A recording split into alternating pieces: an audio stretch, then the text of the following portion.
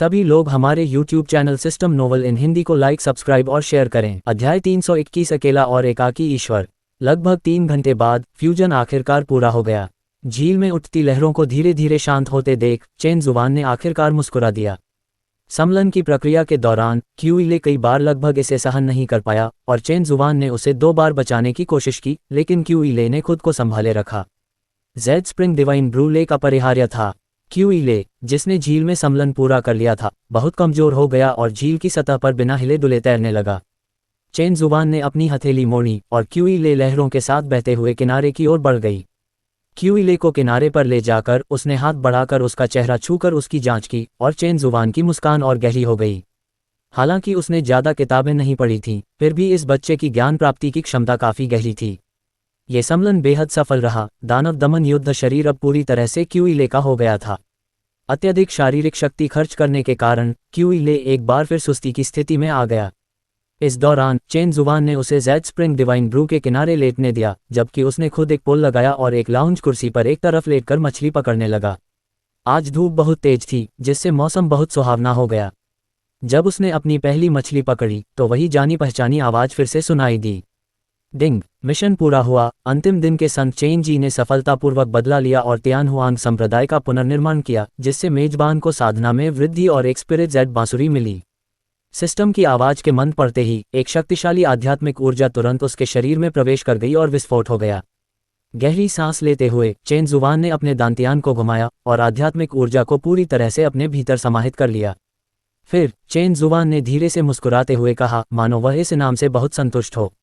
Rank जितनी ऊंची होगी, अपग्रेड करना उतना ही मुश्किल होगा। चेन जुबान की रैंक पर सिस्टम के बूस्ट के बावजूद भी अपग्रेड करना खास आसान नहीं होगा। उसने शुरू में सोचा था कि इस बार उसकी रैंक में केवल 1 की वृद्धि होगी, लेकिन उसे उम्मीद नहीं थी कि यह 1 से अधिक बढ़ जाएगी। हालांकि ये 2 रैंक तक नहीं पहुंची थी, लेकिन इसके करीब थी। पृथ्वी का सर्वोच्च रैंक 6, जिसकी शक्ति रैंक 7 से भी अधिक है, और इसके साथ एक स्पिरिट जेड बांसुरी भी मिली, इसलिए यह इनाम काफी अच्छा था। चेन जुबान ने संतुष्टि से सिर हिलाया। चेन जी के प्रति उनकी धारणा और भी बेहतर हो गई। वह वास्तव में उनके वंशज थे। कई पूर्व लेटर डे सेंट्स का उपनाम भी उनसे मिलता जुलता था, लेकिन उन्हें केवल उनके संबद्ध संप्रदायों के लेटर डे सेंट्स ही माना जा सकता था, जबकि चेन जी संभवतः उनके परपोते थे, जिनकी पीढ़ी के बारे में कोई निश्चित जानकारी नहीं है। आज अच्छे मूड में चेन जुबान ने स्पिरिट जेड फ्लूट को बाहर निकाला, जिसे उसने अभी अभी अपनी स्टोरेज रिंग में रखा था। आध्यात्मिक ऊर्जा से जगमगाते चमकते हुए Jade Spring Divine Brew Lake को देखते हुए चेन जुबान ने अपने पतले होंठ स्पिरिट जेड फ्लूट पर रखे। जैसे ही बांसुरी की ध्वनि सुनाई दी, 9 मृत्यु, एक जीवन का पूरा क्षेत्र धीमा होता हुआ प्रतीत हुआ। आकाश में उड़ते हुए बैंगनी रंग के चिड़ियों के झुंड और जमीन पर सर पर दौड़ते हुए अग्निकिरण पक्षी सभी शांत हो गए और चुपचाप बांसुरी की इस मधुर धुन को सुनने लगे। इस दुनिया में आए हुए उसे 2 लाख साल हो चुके थे और चेन जुबान वास्तविक दुनिया के बारे में लगभग सब कुछ भूल चुका था। कभी कभी वह सोचता था कि क्या वास्तविक दुनिया सिर्फ एक सपना थी। अजयता अकेलेपन का कारण बनती है। जब चेन जुबान पहली बार इस दुनिया में आया और बाहर निकला तो उसने कुछ दोस्त भी बनाए, लेकिन वे बहुत कमजोर थे और समय के बीतने का सामना नहीं कर सके, इसलिए उनकी मृत्यु हो गई। चेन हुआन द्वारा इतने सारे संप्रदायों की रक्षा करने का एक बड़ा कारण अकेलापन भी था। क्या आप कल्पना कर सकते हैं कि किसी व्यक्ति के लिए इस दुनिया में रहना कितना दर्दनाक होता है जब उसके आसपास के सभी लोग उसे छोड़कर चले जाते हैं। चेन जुबान एक एकाकी और एकांतप्रिय सर्वोच्च शासक था। समय बीतने के साथ उसकी मित्र बनाने की इच्छा समाप्त हो गई। इस दौरान वह बहुत खुश थे। 1 लाख साल बाद भी उनके पास इतने सारे लेटर डे सेंट्स थे और वे सभी उन्हें याद करते थे। इससे उसके मौजूदा जीवन में काफी मजा भी जुड़ गया। हालांकि यह परेशानी जैसा लग रहा था, लेकिन चेन जुबान के लिए ये छोटी मोटी बातें चर्चा करने लायक नहीं थीं। धुन खत्म होने के बाद चेन जुबान ने कुछ भावुक होकर आह भरी। पुराने पूर्वज। चीले की आवाज आए और चेन जुबान ने अपना सिर घुमाया। होठों पर हल्की सी मुस्कान लिए हुए उसने कहा, तुम जाग गए, कैसा महसूस कर रहे हो? अध्याय 322 जेड चेहरे वाले पूजनीय छोटे सेवक। हे पूर्वज, मैं शक्ति से परिपूर्ण महसूस कर रहा हूँ। क्यूइले खड़ी हुई और 2 बार उछली। आश्चर्य से बोली, मेरा स्तर 8 पायदान ऊपर चढ़ गया है। इतना खराब भी नहीं। चेन जुबान ने संतुष्टि से सिर हिलाया। लेकिन हे पूर्वज, क्यूइले ने परेशान चेहरे से कहा, हालांकि मैंने 8 स्तर पार कर लिए हैं और मेरी साधना अभ्यांग लिंग 3य श्रेणी में है, फिर भी मैं उस दानव स्वामी से बहुत दूर हूँ। वह निराश होकर बैठ गया। इसके अलावा ये शुद्ध भूमि लोक है। अगर मैं शुद्ध भूमि लोक में बदला ले भी लूँ तो उसे सच्चा बदला कैसे माना जा सकता है? वह राक्षसी स्वामी अभी भी मानव जगत में आराम से रह रहा है। मानव जगत के बारे में सोचते हुए क्यूई ले और भी अधिक दुखी हो गई। चेन जुबान के होंठ फड़फड़ाए और वह समझाने में बहुत आलसी था। अभी अभी दानव दमन युद्ध शरीर के साथ जुड़ने से हुए दर्द ने भी इस मूर्ख को होश में नहीं लाया था। मन ही मन कोसते हुए चेन जुबान ने कहा, यह सचमुच का बदला है या नहीं, क्या तुम्हें जाने के बाद ही पता चलेगा। चीले ने अपना सिर घुमाया और चेन जुबान की निगाहों से उसकी नज़रें मिलीं। चेन जुबान की आंखें सूर्य की रोशनी से जगमगाती झील की तरह निर्मल और चमकदार थीं। फिर चेन जुबान ने आगे कहा, और मैं तुम्हारे साथ चलूंगा। डरने की क्या बात है, ये तो बस एक छोटा सा दानव स्वामी है। कुछ सोचने के बाद उसे एहसास हुआ कि यह सच है। वैसे भी वह तो पहले ही मर चुका था। भले ही बदला लेने में उसे जीत न मिले, पर वह दोबारा नहीं मरेगा और उसका पूर्वज उसके साथ था। यदि किसी अलौकिक लोक में भी बदला लिया जाता तो भी यह क्यूई ले की अंतिम इच्छा को पूरा कर देता। ये समझने के बाद चीले को कोई संकोच नहीं रहा। उसने भारी मन से सिर हिलाया और कहा, मैं समझ गया पूर्वज जी। मैं अब उस राक्षसी स्वामी का वध करने जा रहा हूँ। ये कहते हुए वह उग्र भाव से खड़ा हो गया, अपनी तलवार निकाली और बाहर जाने ही वाला था। चेन जुबान ने अपना सिर जोर से पीट लिया। वह पूरी तरह से अवाक रह गया। चेन जुबान ने सोचा, छोड़ो इसे, इसमें बहुत देरी हो चुकी है।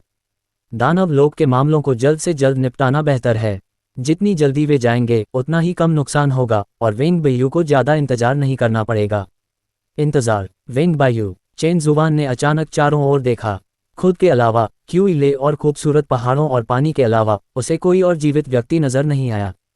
क्या हुआ बुजुर्ग पूर्वज? उसे अचानक इस हालत में देखकर क्यूई ले ने हैरानी से पूछा। ये तो बुरा हुआ। ये दो शब्द कहकर चेन जुबान ने चुटकी बजाई और युद्ध शरीर अभिसरण क्षेत्र में लौट आया। वहां पहुंचते ही उसने वेंग बायू को जमीन पर लेटे हुए और लौटते हुए देखा, जिसे 4 प्रतीकों वाले युद्ध शरीर द्वारा प्रताड़ित किया जा रहा था। उसकी आभा अत्यधिक प्रभावशाली थी। 4 प्रतीकों वाले युद्ध शरीर ने चेन जुबान के प्रवेश करते ही उसकी उपस्थिति को भांप लिया था और चेन जुबान के उसे लात मारने का इंतजार किए बिना ही वह युद्ध शरीर अभिसरण क्षेत्र के सबसे गहरे हिस्से में उड़ गया। चारों ओर से विलाप की आवाजें गूंज उठीं। मालिक, वेंग बायू ने अपने शब्दों को खींचते हुए चेन जुबान के पास रेंगते हुए कहा, गुरुजी आप आखिरकार आ ही गए। 1000 साल से अधिक उम्र का वह आदमी अब नाक बहते हुए और आंसू बहाते हुए रो रहा था। चेन जुबान को अचानक गुस्सा आया और उसने डांटते हुए कहा, क्या तुम मुझे फोन नहीं कर सकते थे? वेंग बायू, जिसने खुद पर मौन धारण करने का मंत्र डाला था, अपराध बोध से ग्रस्त महसूस कर रहा था। वह बुदबुदाया और अपने आंसू पोंछते हुए खुद ही खड़ा हो गया। चेन जुबान ने अपनी आंखें घुमाईं और उंगलियां चटकाकर उसे बाहर निकाल दिया। वेंग बायू को देखकर क्यूई ले हैरान रह गया, अरे ये सीनियर अभी कहाँ गए थे? चेन जुबान चुप रही, एक लंबा कदम बढ़ाते हुए बाहर चली गई। वेंग बायू ने अपना पसीना पोंछा और मुस्कुराते हुए कहा, मुझे अभी कुछ काम था और मैं एक जगह फंस गया था। मुझे बाहर निकालने के लिए मैं आपके पूर्वज का आभारी हूँ। फिर उन्होंने आगे कहा, मेरा नाम वेंग बायू है। महोदय, अब से आप मुझे मेरे नाम से पुकार सकते हैं। यदि आप अधिक औपचारिक होना पसंद करते हैं तो मुझे सीनियर वेंग कहना भी स्वीकार्य है। वेंग बायू, क्यूई ले ने अपनी ठुड्डी खुजाते हुए कहा, वरिष्ठ का नाम इतना जाना पहचाना क्यों लग रहा है? वेंग बायू ने अपनी दाढ़ी सहलाते हुए सोचा कि 1000 साल भटकने के बाद उसने वाकई अपना नाम कमा लिया है। उन्होंने गर्व से इशारा करते हुए कहा, यह विनम्र व्यक्ति लगभग 1000 वर्षों से साधना जगत में है और इसका एक मामूली पद है जिसके बारे में युवा स्वामी ने शायद ही सुना होगा। क्यूई ले, क्या शीर्षक? वेंग बायू की मुस्कान अनियंत्रित रह गई और उन्होंने कहा, jade faced venerable. Jade faced venerable? Qi Le ने हैरानी से कहा, क्या आप सचमुच जेड फेस्ड वेनेरेबल हैं? यह एक पुराना शीर्षक है, इसमें कुछ खास नहीं है, कुछ खास नहीं है। वेंग बायू ने हाथ हिलाया, उसका चेहरा मुस्कान से भरा हुआ था। लेकिन ऐसी अफवाह है कि जेड फेस्ड वेनेरेबल का निधन हो चुका है। क्यूई ले उलझन में था, फिर यह महसूस करते हुए कि यह शुद्ध भूमि लोक है, उसका निधन होना स्वाभाविक था। उसने फिर सिर हिलाया और पूछा, और सीनियर मेरे पुराने पूर्वज के साथ कैसे आए? ये कुछ हद तक संवेदनशील विषय था, लेकिन वेंग बायू ने इस तथ्य को पूरी तरह से नज़रअंदाज कर दिया कि उसने रोकर चेन जुबान से उसे बचाने की भीख मांगी थी। उन्होंने उस समय की सारी बातें क्यूई ले को विस्तार से बताईं। उनके हर शब्द में चेन जुबान के प्रति प्रशंसा झलक रही थी। तो सीनियर का यहाँ रहना? उद्धरण चिन्ह। वेंग बायू ने हाथ हिलाते हुए मुस्कुराते हुए कहा, मैं तो बस आपके बुजुर्ग पूर्वज के लिए छोटे मोटे काम करता हूँ, एक छोटा सा सहायक बनकर। ये सुनकर क्यूई ले चौंक गई। जेड फेस्ड पूज्यवर, 3000 लोगों में प्रसिद्ध जेड फेस्ड वेनेरेबल वास्तव में अपने पुराने पूर्वज का एक मामूली सा सहायक था। अगर यह बात सार्वजनिक हो जाए तो कितने लोगों के होश उड़ जाएंगे। लेकिन ये बात बाहर नहीं निकल पाएगी। ये तो शुद्ध भूमि की दुनिया थी, बस कुछ मरे हुए लोग थे। ये सोचकर क्यूई ले ने एक बार फिर आह भरी। आगे से चेन जुबान की बेहद ठंडी आवाज आई, चलो चलते हैं। अध्याय 323 9 पूंछों वाली लोमड़ी। चेन जुबान के पीछे पीछे मुख्य हॉल में लौटकर चेन जुबान साधना कक्ष में गई ताकि लुओ किंगचेंग और अन्य लोगों की साधना प्रगति की जांच कर सके। उनकी साधना सुनियोजित ढंग से चल रही थी, यह न जानते हुए कि वह कितने दिनों के लिए अनुपस्थित रहेगा और इन कुछ लोगों की देखभाल करने वाला कोई नहीं था। चेन जुबान ने एक क्षण के लिए सोचा और अपने आध्यात्मिक साथी 9 पूंछ वाले लोमड़ी को बुलाया, जो कई सहस्राब्दियों से एकांत में था। ये 9 पूंछ वाली लोमड़ी कोई विशेष नस्ल नहीं थी, बल्कि वह किंगकियू के लोमड़ी सम्राट की प्रत्यक्ष वंशज थी, जिसका वंश अविश्वसनीय रूप से कुलीन था। कई 100 साल पहले 9 पूंछ वाली लोमड़ी ने एक भीषण आपदा का सामना किया और लगभग मर ही गई थी। चेन जुबान द्वारा बचाए जाने के बाद वह एकांतवास में थी। दिनों की गिनती करें तो उसके एकांतवास की अवधि 10 दिनों से अधिक बीत चुकी थी। जब चेन जुबान उस साधना क्षेत्र में पहुंचा जहां 9 पूंछ वाला लोमड़ी था, तो उसने सफ़ेद लोमड़ी को आलस्य से सोते हुए देखा। वह चलकर उसके पास गया, उसे उठाया और जाने के लिए मुड़ गया। जिस लोमड़ी का खूबसूरत सपना टूट गया था, उसने अपने नुकीले दांत दिखाए और काटने ही वाली थी, लेकिन ये देखकर कि उसे चेन जुबान ने पकड़ रखा है, वह तुरंत हिलने की हिम्मत नहीं कर पाए। चेन जुबान ने बिना किसी औपचारिकता के अपने हाथ में पकड़े उस नन्हे जीव को जमीन पर गिरा दिया और उसे ठंडी निगाहों से देखा। स्थिति को ठीक न देखकर बाइलिंग धीरे धीरे अपने मानव रूप में परिवर्तित हो गई और जमीन से ऊपर चढ़ गई। मास्टर टिल्डा, एक बेहद मीठी आवाज आई जिससे वेंग बईयू और क्यूई लेके रोंगटे खड़े हो गए। चेन जुबान ने ठंडे स्वर में कहा, जब आपकी एकांतवास अवधि समाप्त हो गई थी, तब आप बाहर क्यों नहीं आए? आकाशीय आपदा का प्रकोप 9 पूंछ वाली लोमड़ी के लिए घातक साबित हुआ। हालांकि चेन जुबान ने उसे बचाया था, फिर भी उसे लंबे समय तक स्वस्थ होने की आवश्यकता थी। हालांकि इतने साल बीत चुके थे और चेन जुबान ने सोचा था कि समय बीतने पर वह स्वयं ही बाहर आ जाएगी। ओह गुरुजी टिल्डा, बाइलिंग ने अपना शरीर मोड़ा और अपना अत्यंत सुंदर चेहरा चेन जुबान से सटाते हुए कहा, मैं अभी अभी अपनी चोटों से उभरी हूँ और मैं चाहती थी कि जब मैं आपसे मिलने आऊँ तो खूबसूरत दिखूं टिल्डा। इतने खूबसूरत चेहरे, उस कदकाठी और आवाज के साथ वेंग बईयू और क्यूई ले खुद को रोक नहीं पाए होंगे। चेन जुबान ने ठंडी सी झंझनाहट के साथ कहा, तुम दिन में 800 बार अपना चेहरा बदलती हो, तुम्हें देखने की परवाह कौन करता है? मास्टर तो बहुत ही परेशान करने वाला है। बाइलिंग ने नखरे दिखाते हुए चेन जुबान की ओर मुंह बनाया, लेकिन चेन जुबान उसकी चालों से प्रभावित नहीं हुआ और उसने तुरंत क्यूई ले पर अपनी निगाहें जमा लीं। अरे बाप रे टिल्डा, ये सुंदर युवा स्वामी कौन है? बाइलिंग ने अपनी सर्प जैसी आकृति को मोड़ा और चीले की ओर चल पड़ी। मैं सैकड़ों वर्षों से बाहर नहीं निकली हूं और हमारे 9 मृत्यु एक जीवन क्षेत्र में सचमुच जीवित लोग हैं। उद्धरण चिन्ह। इससे पहले कि वह अपनी बात पूरी कर पाती, चेन जुबान ने ठंडे लहजे में उसे बीच में ही रोक दिया। यह मेरा लेटर डे सेंट है, हमें दानव लोक की यात्रा पर जाना होगा। ओह, बाइलिंग ने अपनी कमर फिर से घुमाए और चेन जुबान के पास चली गई। क्या गुरुजी के मुझे बुलाने का मतलब है कि आप चाहते हैं कि मैं घर की रखवाली करूं? बुरा नहीं है, चेन जुबान ने सिर हिलाते हुए कहा, मेरे कुछ शिष्य अभी भी साधना कक्ष में हैं। मैं जल्द ही जा रहा हूं और चून की छोटी सी यहाँ नहीं है। मुझे चिंता है कि अगर वे अकेले साधना करें तो कुछ गड़बड़ हो सकती है। तुम उन पर नजर रखना। बाइलिंग का खूबसूरत चेहरा चेन जुबान के करीब आया, उसके गुलाबी होंठ खुलते और बंद होते हुए बोले, मैं मिशन पूरा करने की गारंटी देती हूँ। अपने निर्देश देने के बाद चेन जुबान ने एक स्पेस रिफ्ट खोला और उसके अंदर प्रवेश किया। इस तरह के शानदार स्पेस रिफ्ट को देखकर क्यूई ले की पुतलियां सदमे से तुरंत फैल गईं। हैरान हो गए हो, है ना? बाइलिंग ने कमर मटकाए और चीले के पीछे चलने लगी। गुरुजी की शक्ति तुम्हारी कल्पना से परे है, तुम सचमुच इसकी कल्पना नहीं कर सकते। चेन जुबान ने पीछे मुड़कर बाइलिंग की बात काट दी और क्यूई ले से कहा, मेरे पीछे आओ। कुछ पल के लिए उसके सिर में तेज दर्द हुआ। चेन जुबान ने पछतावे के साथ सोचा कि उसे सच में नहीं पता था कि वह ऐसे प्राणी को वापस क्यों लाया था। किंगकियू प्राचीन साम्राज्य बहुत पहले ही लुप्त हो चुका था, या शायद किसी दूसरे लोक में स्थानांतरित हो गया था। इस दुनिया में बाइलिंग ही एकमात्र वैध किंगकियू वंशज थी। वह इस नन्हे शावक को शुरू में इसलिए वापस लाया था क्योंकि उसे वह अजीब लगी और वह उसे पालतू जानवर के रूप में रखना चाहता था। लेकिन चेन जुबान एक पल के लिए ये भूल गया था कि यह प्राणी मानव रूप में परिवर्तित हो सकता है। उसे वापस लाने के अगले दिन चेन जुबान को नहीं पता था कि उसने क्या खाया था, इसलिए उसने अपने द्वारा खाए गए फायर किरण मांस को उसके साथ साझा किया। कौन जानता था कि फायर किरण की आध्यात्मिक शक्ति इतनी प्रबल थी कि उसने बाइलिंग को मौके पर ही मानव रूप में परिवर्तित कर दिया। पलक झपकते ही बाइलिंग ने कई सहस्राब्दियों तक चेन जुबान का पीछा किया था और वह अब भी उसकी उपस्थिति को सहन नहीं कर सकता था। कितना बड़ा पाप है। अध्याय 324 सभी जीवों का दुख। वे प्राणी विपत्ति में डूब गए। दानव लोक में प्रवेश करने पर चेन जुबान की यह पहली प्रत्यक्ष अनुभूति थी। चेन जुबान ने भौहें चढ़ाईं, जो एक स्वाभाविक प्रतिक्रिया थी। वे ऊपर से नीचे देख रहे थे, इतनी विशाल दुनिया, फिर भी यहाँ रहने के लिए शायद ही कोई अच्छी जगह बची थी। लगभग हर कुछ दर्जन किलोमीटर पर बड़ी बड़ी आग जल रही थी। धड़ाम से एक व्यक्ति प्रकट हुआ और चेन जुबान के पैरों पर घुटने टेक दिए। जुवानटियन सम्राट, आप आखिरकार आ ही गए। लिन युए ने कांपती हुई आवाज में रोते हुए खुद को जमीन पर गिरा दिया। डोमेन लॉर्ड, चीले ने उस व्यक्ति को पहचान लिया और हैरानी से चिल्लाई, क्या उस राक्षसी स्वामी ने तुम्हें भी मार डाला? लिंगजियान संप्रदाय उस क्षेत्र का सबसे बड़ा संप्रदाय था और वे अक्सर डोमेन लॉर्ड के साथ बातचीत करते थे। क्यूइले लिंगजियान संप्रदाय का पहला उत्तराधिकारी भी था, इसलिए उसने स्वाभाविक रूप से लिन यू को पहचान लिया। लिन यू ने ऊपर देखा, चेन जुवान के बगल में क्यूइले को खड़ा पाया और आश्चर्य से बोली, युवा संप्रदाय प्रमुख, जुवानटियन सम्राट के साथ आपका क्या हाल है?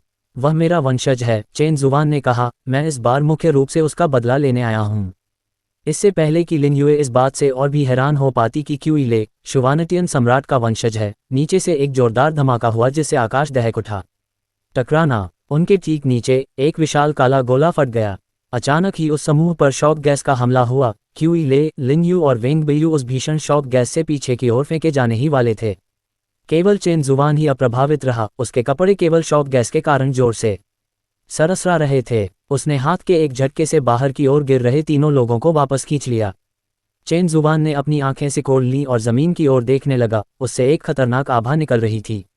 ये जगह कहाँ है? लिन यू, जो अभी अभी संभला था, ने चेन जुबान का सवाल सुना और जल्दी से नीचे देखते हुए कहा, जुवानटियन सम्राट, यह माइरीड सैक्ट महाद्वीप है। लिंगजियान संप्रदाय कहाँ है? तारा चंद्रमा महाद्वीप। क्यूइले ने एक सुनसान इलाके की ओर इशारा करते हुए शोक भरे स्वर में कहा। हालांकि वह जानता था कि यह शुद्ध भूमि की दुनिया है, लेकिन अपने सामने के दृश्य को देखकर क्यूइले को लगा कि यह वास्तविक दुनिया से लगभग अलग नहीं है। सबसे शक्तिशाली व्यक्ति स्टार मून महाद्वीप पर नहीं है। क्यूइले, तुम वापस जाओ और संप्रदाय के लोगों को बचाओ। हाँ, बोलने के बाद उसने फिर पूछा, पुराने पूर्वज, आपका क्या कहना है? मैं उस राक्षसी स्वामी से मिलने जा रहा हूँ। इतना कहकर वह उछल पड़ा, उन तीनों को पीछे छोड़ते हुए और माइरीड सैक्ट महाद्वीप की ओर उड़ गया। उसी समय स्टार मून महाद्वीप पर ब्लेजिंग सन सिटी में किशन पर्वत लिंगजियन संप्रदाय, कभी खूबसूरत नज़ारों से भरा किशान पर्वत भीषण आग में पूरी तरह जलकर राख हो गया था और हवा में धुएं की दुर्गंध फैली हुई थी। उस विशाल अमर पर्वत पर केवल लिंगजियान संप्रदाय की पत्थर की इमारतें ही बची थीं। वरिष्ठ बहन, क्या 9वें वरिष्ठ भाई अभी भी जीवित हैं? बह, नन्ही 17, अशुभ बातें मत कहो। बिल्कुल, सीनियर ब्रदर हमें बचाने के लिए जरूर वापस आएंगे। कई छोटी लड़कियां आपस में हडल्ड होकर घबराकर बातें कर रही थीं। अपनी कभी हंसमुख और हंसमुख छोटी बहन को देखकर येहुआन, जो गुफा के प्रवेश द्वार की रखवाली कर रही थी, दुख से भर उठी। दुख के बाद अंतहीन चिंता का दौर शुरू हो गया। चीले, उसके जाने के बाद से 3 दिन बीत चुके थे। उसका क्या हुआ यह अज्ञात था।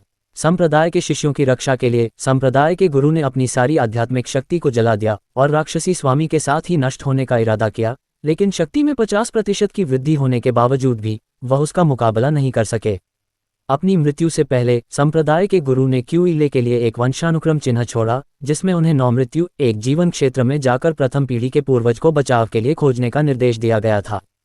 प्रथम पीढ़ी के पूर्वज, एक ऐसे व्यक्ति जिनसे लिंगजियान संप्रदाय के प्रत्येक शिष्य को शामिल होने के क्षण से ही परिचित होना आवश्यक था। ऐसा कहा जाता है कि 1 लाख साल पहले वह 3000 लोगों के सर्वोच्च थे और बाद में अद्वितीय होने के कारण उन्होंने अपने वंशजों और उनका अनुसरण करने वाले संप्रदायों के लिए एक जुबान सम्राट का प्रतीक छोड़कर सेवानिवृत्त हो गए। जब जीवन मरण की विपत्ति का सामना करना पड़ता था तो उन्हें 9 मृत्यु एक जीवन के क्षेत्र में उसे खोजने के लिए इस जुबान सम्राट टोकन का उपयोग करना होता था। लेकिन 1 लाख साल बीत चुके थे, संभवतः पहली पीढ़ी के पूर्वज का निधन हो चुका था। येहुआ नकारात्मक सोचना नहीं चाहती थी, लेकिन वह खुद को नियंत्रित नहीं कर सकी। क्यूइले के जाने से पहले वह अभी भी गंभीर रूप से घायल था।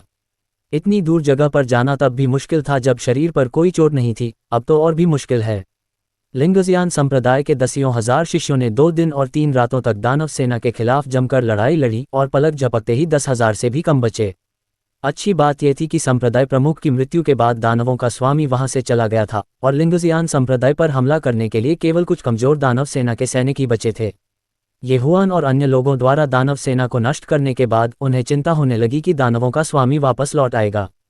उस समय उन्हें डर था कि उनका पूरी तरह से सफाया हो जाएगा। लिंगजियान संप्रदाय के प्रमुख शिष्य के रूप में ये हुआन ने शेष लोगों को किशान पर्वत की गुफाओं में बिखर कर छिपने का निर्देश दिया और किसी भी अप्रत्याशित घटना की स्थिति में तलवार की ऊर्जा से संकेत देने के लिए कहा। बड़ी बहन, चिंता मत करो, शियाओले पूर्वज को जरूर वापस लाएगा। दूसरे छोटे भाई शेनयान ने बगल से सलाह दी, तुम दोनों की अभी अभी सगाई हुई है, शियाओले तुम्हें नहीं छोड़ेगा। ये हुआन ने कड़वी मुस्कान दी और चुप रही। हाँ, उनकी अभी अभी सगाई हुई थी। इस दुनिया में एक अधेड़ उम्र की महिला और एक अधेड़ उम्र के पुरुष को अच्छी नज़र से नहीं देखा जाता था और क्यूईले और ये हुआन को आखिरकार सगाई करने के लिए बहुत संघर्ष करना पड़ा था। शरद ऋतु के सुनहरे मौसम में एक खूबसूरत दिन की उम्मीद थी, पर अब दूल्हे का क्या हुआ यह अज्ञात था और उसके माता पिता दोनों की मृत्यु हो चुकी थी। कभी जीवंत और खूबसूरत रहा किशान पर्वत अब एक दयनीय स्थल में तब्दील हो चुका था। गुफा के अंदर एक युवा शिष्य भूख से रोने लगा, लेकिन ये हुआन मुख्य शिष्य होने के नाते असहाय था। उच्च स्तर की खेती करने वाले कुछ लोग बिना भोजन के जीवित रह सकते थे, जबकि कम स्तर की खेती करने वाले लोग केवल भूख से मर सकते थे। अफसोस की बात है कि लिंगजियान संप्रदाय के सभी खाद्य भंडार जलकर राख हो गए थे। गुफा के बाहर कुछ जानवर जलकर मर गए थे, लेकिन ये हुआन ने उन्हें खाने के लिए वापस लाने की हिम्मत नहीं की। यह अग्नि राक्षसी अग्नि थी, जिसमें अत्यधिक विषैली ऊर्जा समाहित थी, इसे खाने से मृत्यु हो जाती थी। ये हुआन ने अंधेरा होने के बाद बाहर जाकर कुछ खाने की तलाश करने की योजना बनाई थी। वह 3 वर्ष की आयु में ही शिष्या बन गई, लिंगजियान संप्रदाय के संप्रदाय प्रमुख की प्रत्यक्ष शिष्या और साथ ही पूरे लिंगजियान संप्रदाय की प्रमुख शिष्या भी। 13 साल की उम्र में ही उसने अपने विरोधियों को वश में कर लिया था। सामान्य तौर पर ये हुआन वीर और आत्मविश्वास से भरी हुई थी। आज शैतानी स्वामी का सामना करते हुए उसने अपने जीवन में पहली बार शक्तिहीनता का अनुभव किया, लेकिन उसने रात होने तक इंतजार नहीं किया। अध्याय 325 ये हुआन। कभी नीले रंग का दिखने वाला आकाश भीषण आग की चपेट में आ गया था और घने धुएं ने आकाश को फीके भूरे रंग में रंग दिया था। हालांकि आसमान में बादल छाए हुए थे, फिर भी आशा की एक किरण बाकी थी जिससे लोगों को उम्मीद मिली। अचानक ये हुआन ने देखा कि जमीन पर रोशनी धीरे धीरे गायब हो रही है। उस अंधेरे ने जो स्थान ले लिया वह ठीक उस रात के आकाश जैसा था जब राक्षसी स्वामी ने अचानक हमला किया था। ये हुआन तुरंत सतर्क हो गया। उसने अपनी निजी तलवार मेपल रेड निकाली और सावधानीपूर्वक गुफा के बाहर देखने लगी। क्या कुछ गड़बड़ है सीनियर सिस्टर? ये हुआन को सतर्क देखकर शेनयान ने भी तुरंत अपनी तलवार निकाली और गुफा के सामने रक्षात्मक मुद्रा में बैठ गया। चुप रहो, ये हुआन ने फुसफुसाते हुए याद दिलाया, अभी घबराओ मत। ये हुआन मन ही मन जुआ खेल रही थी। उसे उम्मीद थी कि इस वीरान पहाड़ को देखकर यह राक्षसी बादल छंट जाएगा। दुर्भाग्यवश वह इस बार भी नहीं जीत पाई। कुछ ही सांसों के बाद दुनिया पूरी तरह से अंधेरी हो गई। ये बताना असंभव था कि यह एक उज्ज्वल धूप वाला दोपहर होना चाहिए था। शरद ऋतु की हवा तेज हो गई और तेज हवा की सीटी की आवाज के साथ दानव सेना एक बार फिर किशान पर्वत पर उतर आई। दानव सेना के जयकारे सुनकर ये हुआन ने अपने दांत पीसते हुए गुफा से बाहर छलांग लगाई और फिर प्रवेश द्वार के ऊपर की चट्टानों को गिराने के लिए अपनी ची ऊर्जा का उपयोग किया। सभी लोग हैरान रह गए। वरिष्ठ बहन सबकी रक्षा के लिए अपना बलिदान दे रही हैं। गुफा का प्रवेश द्वार जैसे ही मिट्टी में दब गया, शेनयान ने ये हुआन के खूबसूरत चेहरे पर राहत के भाव देखे। उसने ये हुआन को ये कहते हुए सुना, छोटे भाइयों और छोटी बहनों की रक्षा करो। बूम! एक जोरदार धमाका हुआ और लिंगजियान संप्रदाय के बचे हुए लोगों का छिपने का स्थान नष्ट हो गया। शिष्य को ढक दिया गया था। पलक झपकते ही ये हुआन किशान पर्वत के सबसे ऊंचे स्थान पर पहुंच गया। यह एक खाली स्मारक था, किशान पर्वत के सबसे ऊंचे स्थान पर स्थित। इसका निर्माण क्यूई शेंग और उसने मिलकर 10 साल पहले उस दिन किया था, जिस दिन ये हुआन ने लिंगजियान संप्रदाय के सभी शिष्यों, बड़े और छोटे, को हराकर मुख्य शिष्य के पद पर आसीन हुआ था। 10 साल पहले ये हुआन मानवीय संबंधों को नहीं समझती थी। वह केवल इतना जानती थी कि अगर वह दूसरों को नहीं हराएगी तो वे उसका सम्मान नहीं करेंगे और उसे नीची नज़रों से देखा जाएगा। उसने दिन रात साधना की और अंततः 13 वर्ष की आयु में अपनी इच्छा पूरी की। लेकिन उसका मालिक बहुत खुश नहीं था। ये हुआन को बात समझ नहीं आई, इसलिए वह ची शेंग के पास इनाम मांगने गई, यहाँ तक कि सिर्फ प्रोत्साहन के कुछ शब्द भी। ची शेंग ने उसकी प्रशंसा नहीं की। उसने उसे ध्यान से देखा और उसे इस उच्चतम बिंदु तक ले आया। उस समय ये स्थान समतल भूमि था। ची शेंग ने कहीं से 2 फावड़े ढूंढे और उनमें से एक ये हुआन को दे दिया। गुरुजी, ये किस लिए है? खोदना। केवल एक शब्द कहकर क्यूई शेंग ने अपना सिर नीचे किया और जमीन पर मिट्टी खोदने लगा। ये हुआन को तब समझ नहीं आया। उसने बस यही सोचा कि गुरुजी सिर्फ एक गड्ढा खोदना चाहते हैं, इसलिए उसने धीरे से गुरुजी को दूर धकेल दिया और कहा, मुझे करने दीजिए गुरुजी। प्रकाश के एक गोले के साथ जमीन पर एक बड़ा गड्ढा पल भर में फट गया। ची शेंग का चेहरा सदमे से भरा हुआ था। ये हुआन ने अपनी नाक रगड़ी और गुरुजी द्वारा प्रशंसा किए जाने की प्रतीक्षा करने लगी।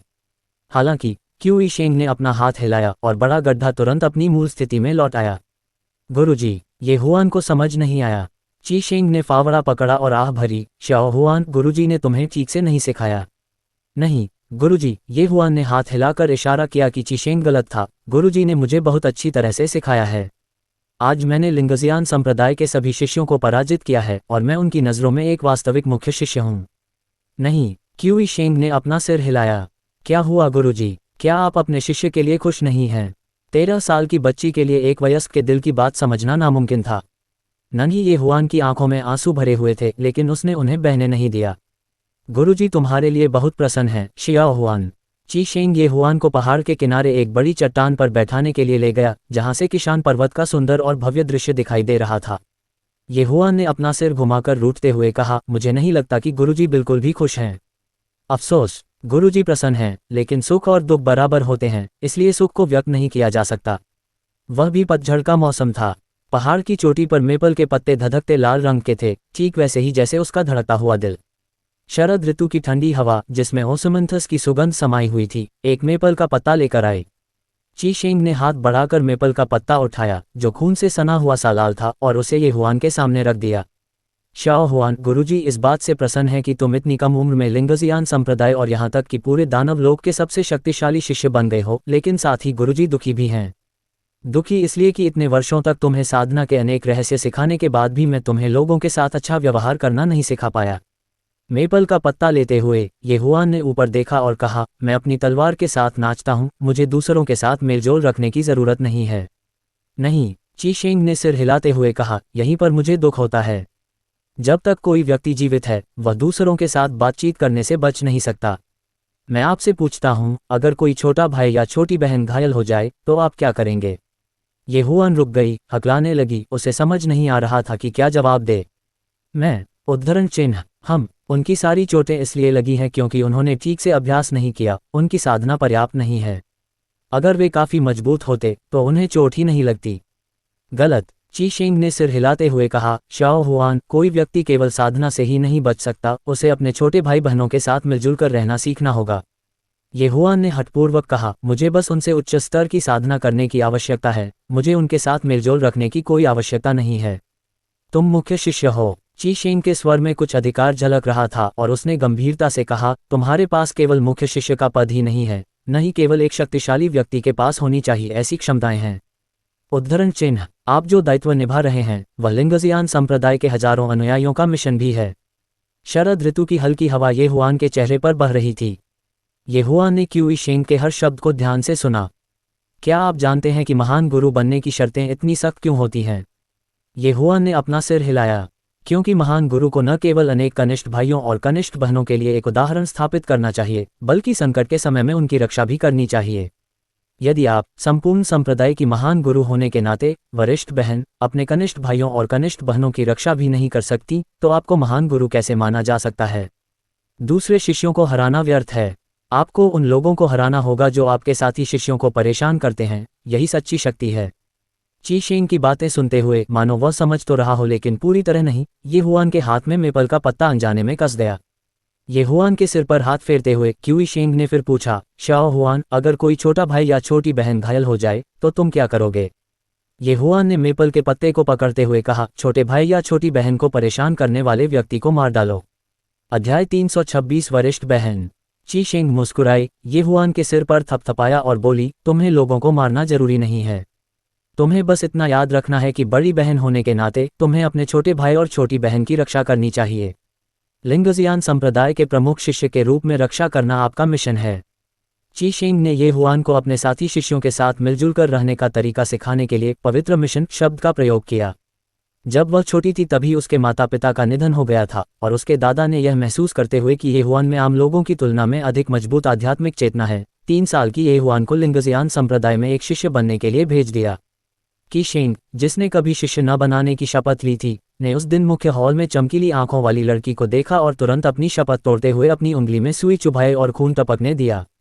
उन्होंने ये हुआन को अपना पहला और एकमात्र शिष्य बनाया। 10 वर्षों तक क्यू ई शेंग उदार हृदय और कठोर स्वभाव का था। उसे एक बच्चे को शिक्षित करना नहीं आता था, खासकर एक लड़की को, इसलिए उसने उसे साधना करने और लिंगजियान संप्रदाय की प्रमुख शिष्या बनने के लिए कहा। हालांकि उन्हें यह उम्मीद नहीं थी कि शिक्षण की यह विधि ये हुआन को उदासीन बना देगी। ची शेंग ने स्वयं देखा कि ये हुआन ने अपनी तलवार निकाली और एक छोटे भाई को धमकी दी कि जब उसने उसे अपने साथ भोजन करने के लिए कहा तो वह उसे फिर कभी परेशान न करे। वह अकेले खेती करती थी, अकेले पढ़ती थी और सब कुछ अकेले ही करती थी। जब ची शेंग को एहसास हुआ कि कुछ गड़बड़ है और वह सुधार करना चाहता था, तो उसने पाया कि ये हुआन की आदतें पहले से ही बहुत गहराई से जमी हुई थीं। अंतिम उपाय के रूप में उसने इस विधि का आविष्कार किया। उस दिन छोटी ये हुआन ने अपने गुरु के साथ मिलकर फावड़े से एक बड़ा गड्ढा खोदा और एक बिना निशान वाला मकबरा खड़ा किया। ची शेंग ने कामना की कि ये हुआन का हृदय हमेशा स्वच्छ और उज्ज्वल रहे, हमेशा प्रेम से भरा रहे। ये हुआन ने अपने अंगूठे से स्मारक को हल्के से सहलाते हुए पहाड़ की चोटी पर लाल पत्तियों को देखा। पहले मेपल के पत्ते खून की तरह लाल हुआ करते थे, लेकिन आज के मेपल के पत्ते सचमुच खून से सने हुए थे। ये हुआन के होठों पर एक कड़वी मीठी मुस्कान आ गई जब उसने दानव सेना को लगातार आकाश से नीचे उतरते देखा और क्यूई शेंग के शब्द उसके कानों में गूंज रहे थे। लिंगजियान संप्रदाय के प्रमुख शिष्य के रूप में रक्षा करना आपका मिशन है। क्रिम्सन मेपल स्वॉर्ड खूनी लाल रोशनी से चमक उठा और ये हुआन दहाड़ा, तुम दरिंदों, आज हम दोनों मौत तक लड़ेंगे। स्विश स्विश स्विश लाल प्रकाश का प्रज्वलन हुआ और काले क्यूई के समूह ये हुआन द्वारा नष्ट कर दिए गए। लेकिन अफसोस, वह अकेली थी और उसकी सीमित शक्ति अनंत दानव सेना का सामना नहीं कर सकती थी। जब तक आकाश में व्याप्त काली ऊर्जा का क्षय नहीं हो जाता, तब तक दानव सेना का पुनर्तः विनाश नहीं हो सकेगा। लेकिन अब पीछे हटने का कोई रास्ता नहीं था। आज, भले ही इसका मतलब अपनी जान कुर्बान करना हो, उसे अपने कई छोटे जूनियर ब्रदर्स और जूनियर सिस्टर्स की रक्षा करनी ही थी। ब्लड मेपल, उसने अपनी 2 उंगलियां तलवार की धार पर रखीं और उन्हें नोक से लेकर मूठ तक खींचा। उसका ताज़ा खून क्रिम्सन मेपल तलवार पर लग गया और पल भर में लाल रोशनी और भी तेज हो गई। एक तलवार के बल पर 1000 सैनिकों का सामना करते हुए ये हुआन ने अंतहीन दानव सेना का निरंतर संहार किया। वह पोषणकारी आत्मा क्षेत्र के 9वें स्तर के शिखर पर थी, जो उसके साथियों के बीच पहले से ही एक उच्चतम स्तर था और अनंत दिव्य पद का सामना कर रही थी। इस समय दानव सेना का सामना करने में वह असमर्थ नहीं थी। दानव सेना के पास केवल संख्या का लाभ था। जैसे ही दानव सेना का एक सैनिक गिरता, दूसरा तुरंत उसकी जगह ले लेता और यह सिलसिला कभी खत्म नहीं होता था। एक व्यक्ति 1000 सैनिकों का सामना नहीं कर सकता, यहाँ तक कि सबसे शक्तिशाली व्यक्ति भी इतने अंतहीन और अनगिनत कमजोर दुश्मनों का सामना करते हुए संभवतः येलो स्प्रिंग्स में ही अपनी मृत्यु को प्राप्त होगा।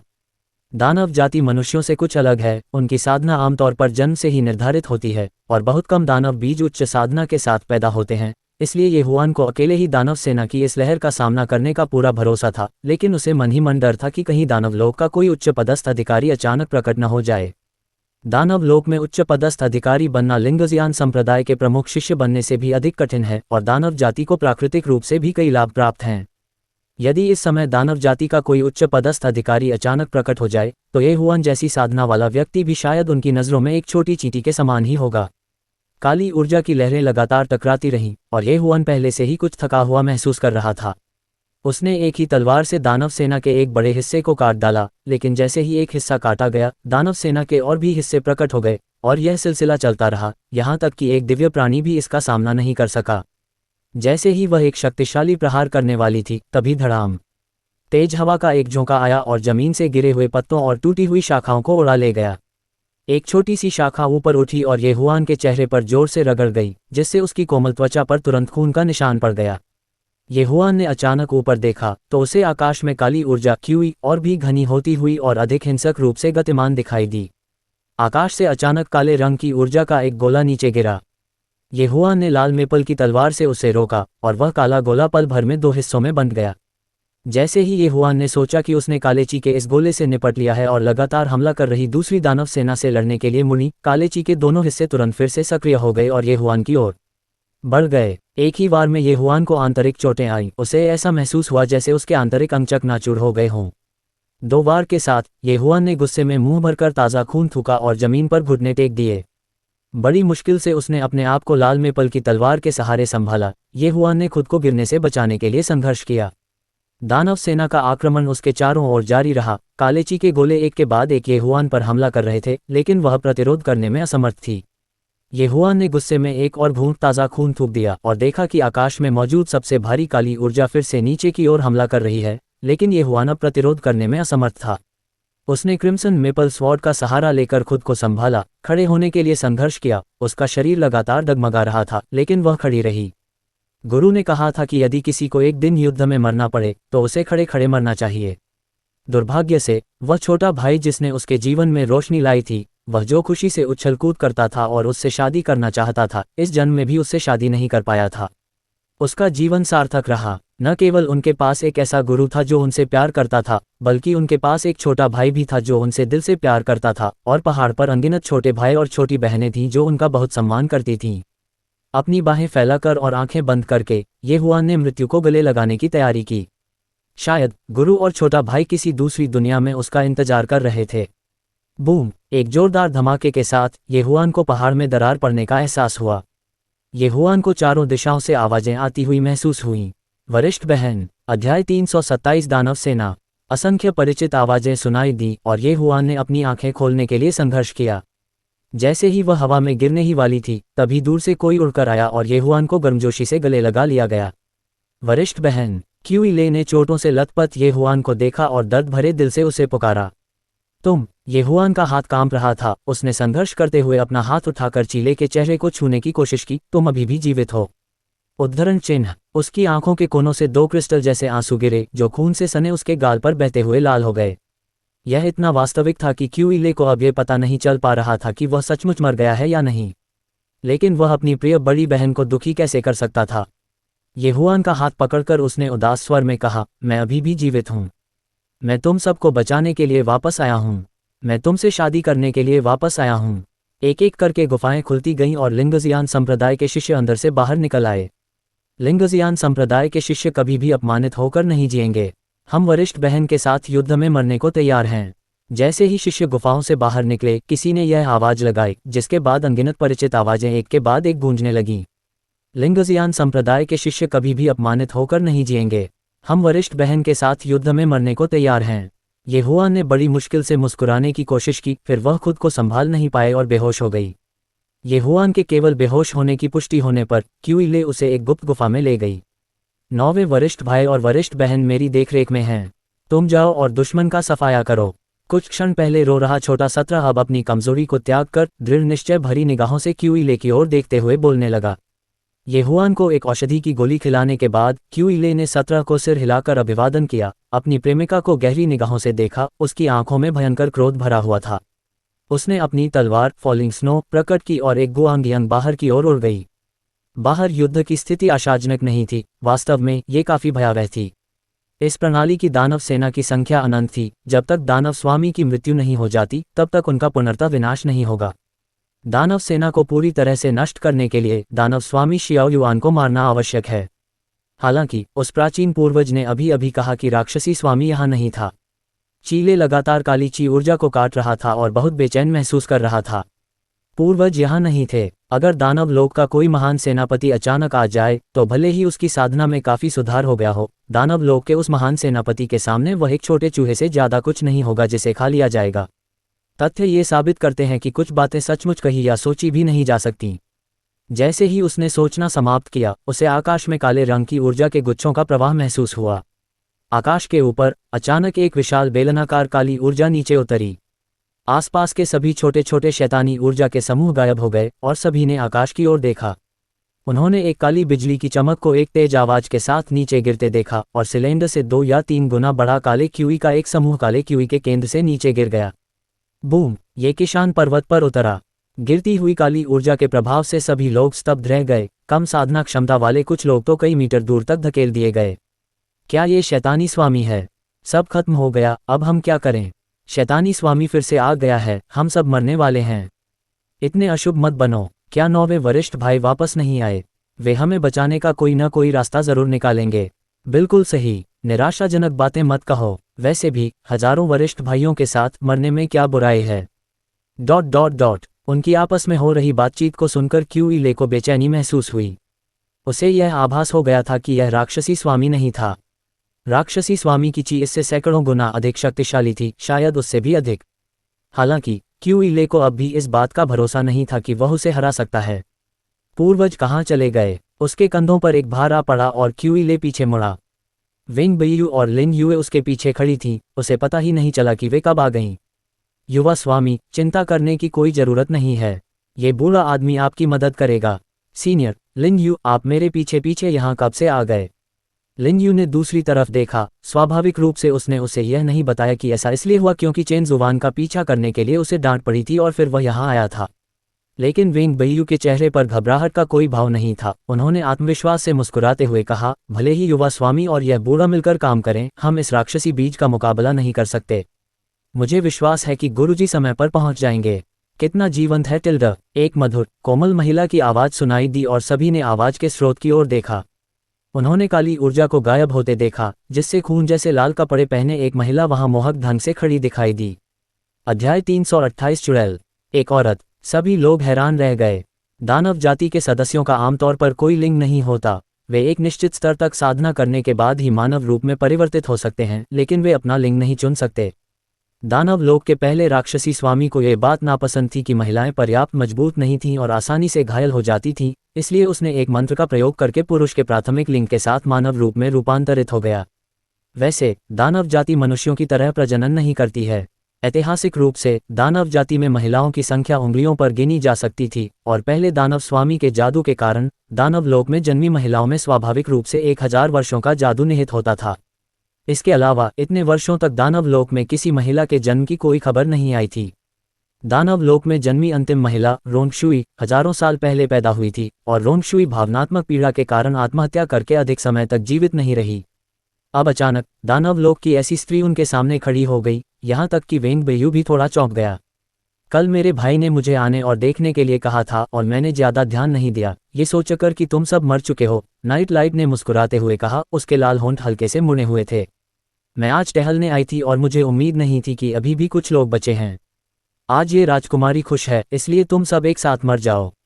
अरे जानवर, इतना घमंड मत करो, दूर से किसी ने चिल्लाया और नाइट लाइट ने हाथ बढ़ाया। काले रंग की ऊर्जा का एक गोला तेजी से उसकी ओर बढ़ा। पलक झपकते ही उस व्यक्ति को नाइट लाइट ने ऊपर उठा लिया जिसने उसकी गर्दन पकड़ रखी थी। दूसरे वरिष्ठ भाई चीले चिल्लाए। वह व्यक्ति वास्तव में लिंगजियान संप्रदाय का दूसरा शिष्य शेनयान था। इस राजकुमारी को अपने जीवन में सबसे ज्यादा नफरत तब होती है जब उसे जानवर कहा जाता है। नाइट लाइट की मुस्कान और चौड़ी हो गई, लेकिन उसके हाथ की ताकत भी बढ़ गई। मैंने सुना है कि लिंगजियान संप्रदाय के शीर्ष 3 शिष्यों का स्थान उनकी शक्ति के आधार पर तय होता है। नाइट लाइट ने हंसते हुए मजाक उड़ाया। तो तुम्हारी क्षमता बस इतनी ही है। मुझ जैसी कमजोर औरत द्वारा तुम्हारी गर्दन पकड़कर उठाए जाने पर भी तुम इतने ही सक्षम हो। बोलने के बाद उसके हाथ की ताकत और भी बढ़ गई। संघर्ष करते हुए शेनयान की नसें फूल गईं, लेकिन कुछ ही सांसों में वह सफेद हड्डियों के ढेर में बदल गया। दूसरे वरिष्ठ भाई एक जीवित व्यक्ति पल भर में सफेद हड्डियों के ढेर में बदल गया। बाकी बचे सभी शिष्य भयभीत थे, यहाँ तक कि लिन यू, जिसका साधना स्तर पृथ्वी के सर्वोच्च स्तर पर था, भी भयभीत महसूस कर रहा था। चीले ने अपनी आंखें बंद कर लीं, आकाश की ओर देखा और उसकी आंखों से साफ आंसुओं की 2 धाराएं बहने लगीं। लोक्स्यू तलवार प्रकट हुई, जिसकी ठंडी रोशनी से एक भयावह नीली रोशनी निकल रही थी। जानवर, उसने चिल्लाते हुए अपनी तलवार उठाए और उसे नाइट लाइट की ओर बढ़ाया। जैसे ही वह हमला करने वाला था, नाइट लाइट अचानक काले रंग की ऊर्जा के गोले में बदल गया और गायब हो गया। क्या आपने अभी अभी राजकुमारी की कही बात नहीं सुनी? आवाज उसके पीछे से आई। क्यूइले ने अचानक अपना सिर घुमाया। नाइट लाइट एक अनाम स्मारक पर खड़ी थी, मोहक मुस्कान के साथ। ये सचमुच हास्यास्पद है। 3000 लोगों में एकमात्र ऐसा लोग जो दानव जाति को बनाए रख सकता है, वह वास्तव में मनुष्यों के पास ही रहता है, जो लगातार उनके द्वारा दबाए जाते हैं। उन्हें हर दूसरे शब्द से जानवर कहना, फिर भी दानव लोक में मनुष्यों और दानवों के बीच समानता का जोर शोर से दावा करना। ऊंचे स्थान पर बैठी महिला अतुलनीय रूप से सुंदर थी। उसके होठों पर एक परिपूर्ण मुस्कान थी, लेकिन उसकी आंखों में क्रूरता भरी हुई थी। ये शब्द सुनकर लिन युए खुद को रोक नहीं पाए और चिल्ला उठी, राक्षस लोक में मनुष्य और राक्षसों के बीच समानता है। अगर तुम राक्षस जाति के सदस्य जो पश्चाताप करने से इनकार करते हो और अंधाधुंध मनुष्यों की हत्या करते हो, न होते तो मनुष्य तुम्हें कैसे दबा पाते? हा हा हा हा हा। हवा का एक झोंका आया, जिससे नाइट लाइट के धधकते लाल कपड़े फड़फड़ाने लगे और वह अचानक जोर से हंसने लगी। आप तो बड़ी सफाई से सारा दोष दूसरों पर डाल देते हैं। उसे बीते दिन याद आ गए जब वह इंसानों के साथ अच्छे संबंध रखना चाहती थी, लेकिन इंसान उसे खत्म करना चाहते थे। क्या मैं आप सबके साथ खेल सकता हूँ? आहा हा, यह एक दानव है, भागो। ये जानवर कहाँ से आया? दफा हो जाओ। कम साधना क्षमता वाले मनुष्यों द्वारा चलाई जाने वाली झाड़ू जब उसके शरीर पर लगती थी तो उसे चोट नहीं लगती थी, लेकिन उसकी छाती में ऐसा महसूस होता था जैसे अनगिनत सुइयां उसे चुभ रही हों।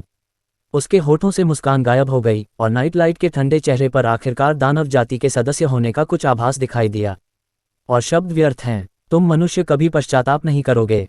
तुम जितने भी हो एक साथ मुझ पर हमला करो। अध्याय 329 परेशानी। जैसे ही नाइट लाइट ने बोलना समाप्त किया, लिन यू, जो सबसे पहले हमले का शिकार होने वाला था, ने अपना हमला शुरू कर दिया। ठंडी सी सांस लेते हुए और मुस्कुराते हुए नाइट लाइट ने सोचा, यही हमारे दानव जाति और मनुष्यों के बीच का अंतर है। दानव जाति वास्तव में मनुष्यों के साथ अच्छे संबंध रखना चाहती थी, लेकिन मनुष्य केवल बातें करते थे, उन पर अमल नहीं करते थे। यहाँ तक कि हमला करते समय भी दानव जाति कभी पहले हमला नहीं करती थी। लंबी चाबुक आसमान में लहराई, फिर तेजी से नीचे गिरी, लेकिन नाइट लाइट ने अपने पैरों को हिलाकर घातक प्रहार से खुद को बचा लिया। लोगों को चारों दिशाओं से भागते हुए देखकर नाइट लाइट ने इशारे करते हुए हमलों से बचते हुए उस दानव सेना को याद किया जिसे उसने अभी अभी खदेड़ दिया था।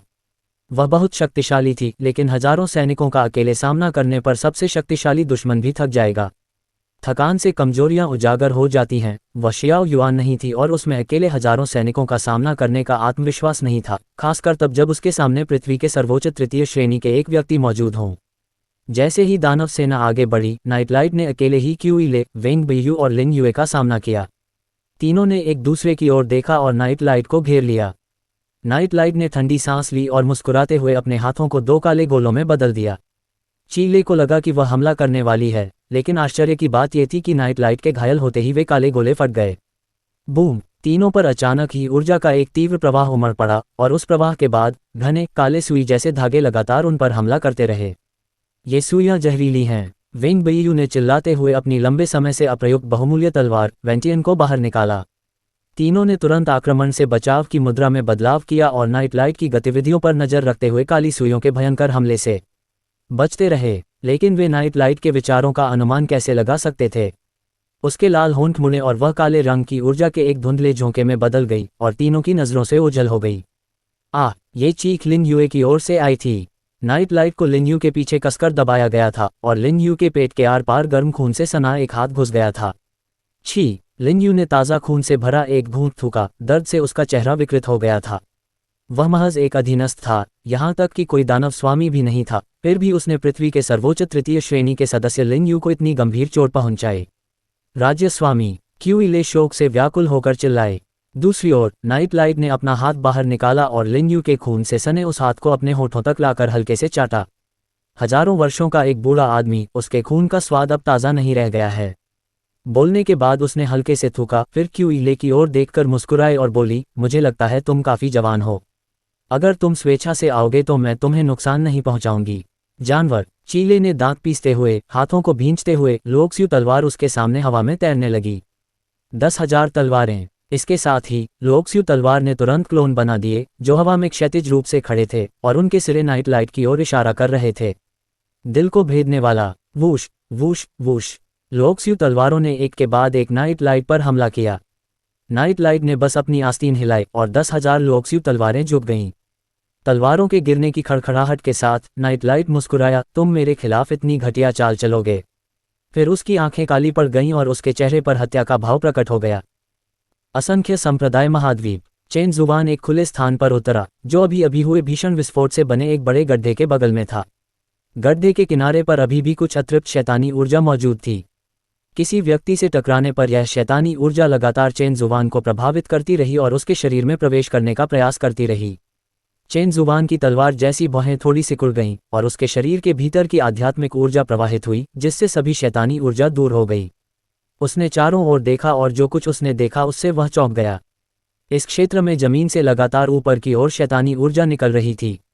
आम लोग इसे देख नहीं सकते थे, न ही वे केवल जमीन को देखकर इसका अंदाजा लगा सकते थे, लेकिन चेन जुबान इस समय उकड़ू बैठा था और एक नज़र में ही उसने पूरे दृश्य को देख लिया। इस जगह के सभी पेड़ पौधे और जीव जंतु नष्ट हो चुके थे। चेन जुबान के दिल में क्रोध का ज्वार उमड़ पड़ा। क्या दानव जाति पूरे लोक को नष्ट करने की कोशिश कर रही थी? और संयोगवश इसी समय वह विश्वदेव मंदिर के नियंत्रक बन गए। 3,000 लोगों के सभी मामलों में उनका ध्यान आवश्यक था। एक उंगली बढ़ाकर चेन जुबान ने काली ऊर्जा की एक हल्की सी धारा को पकड़ लिया।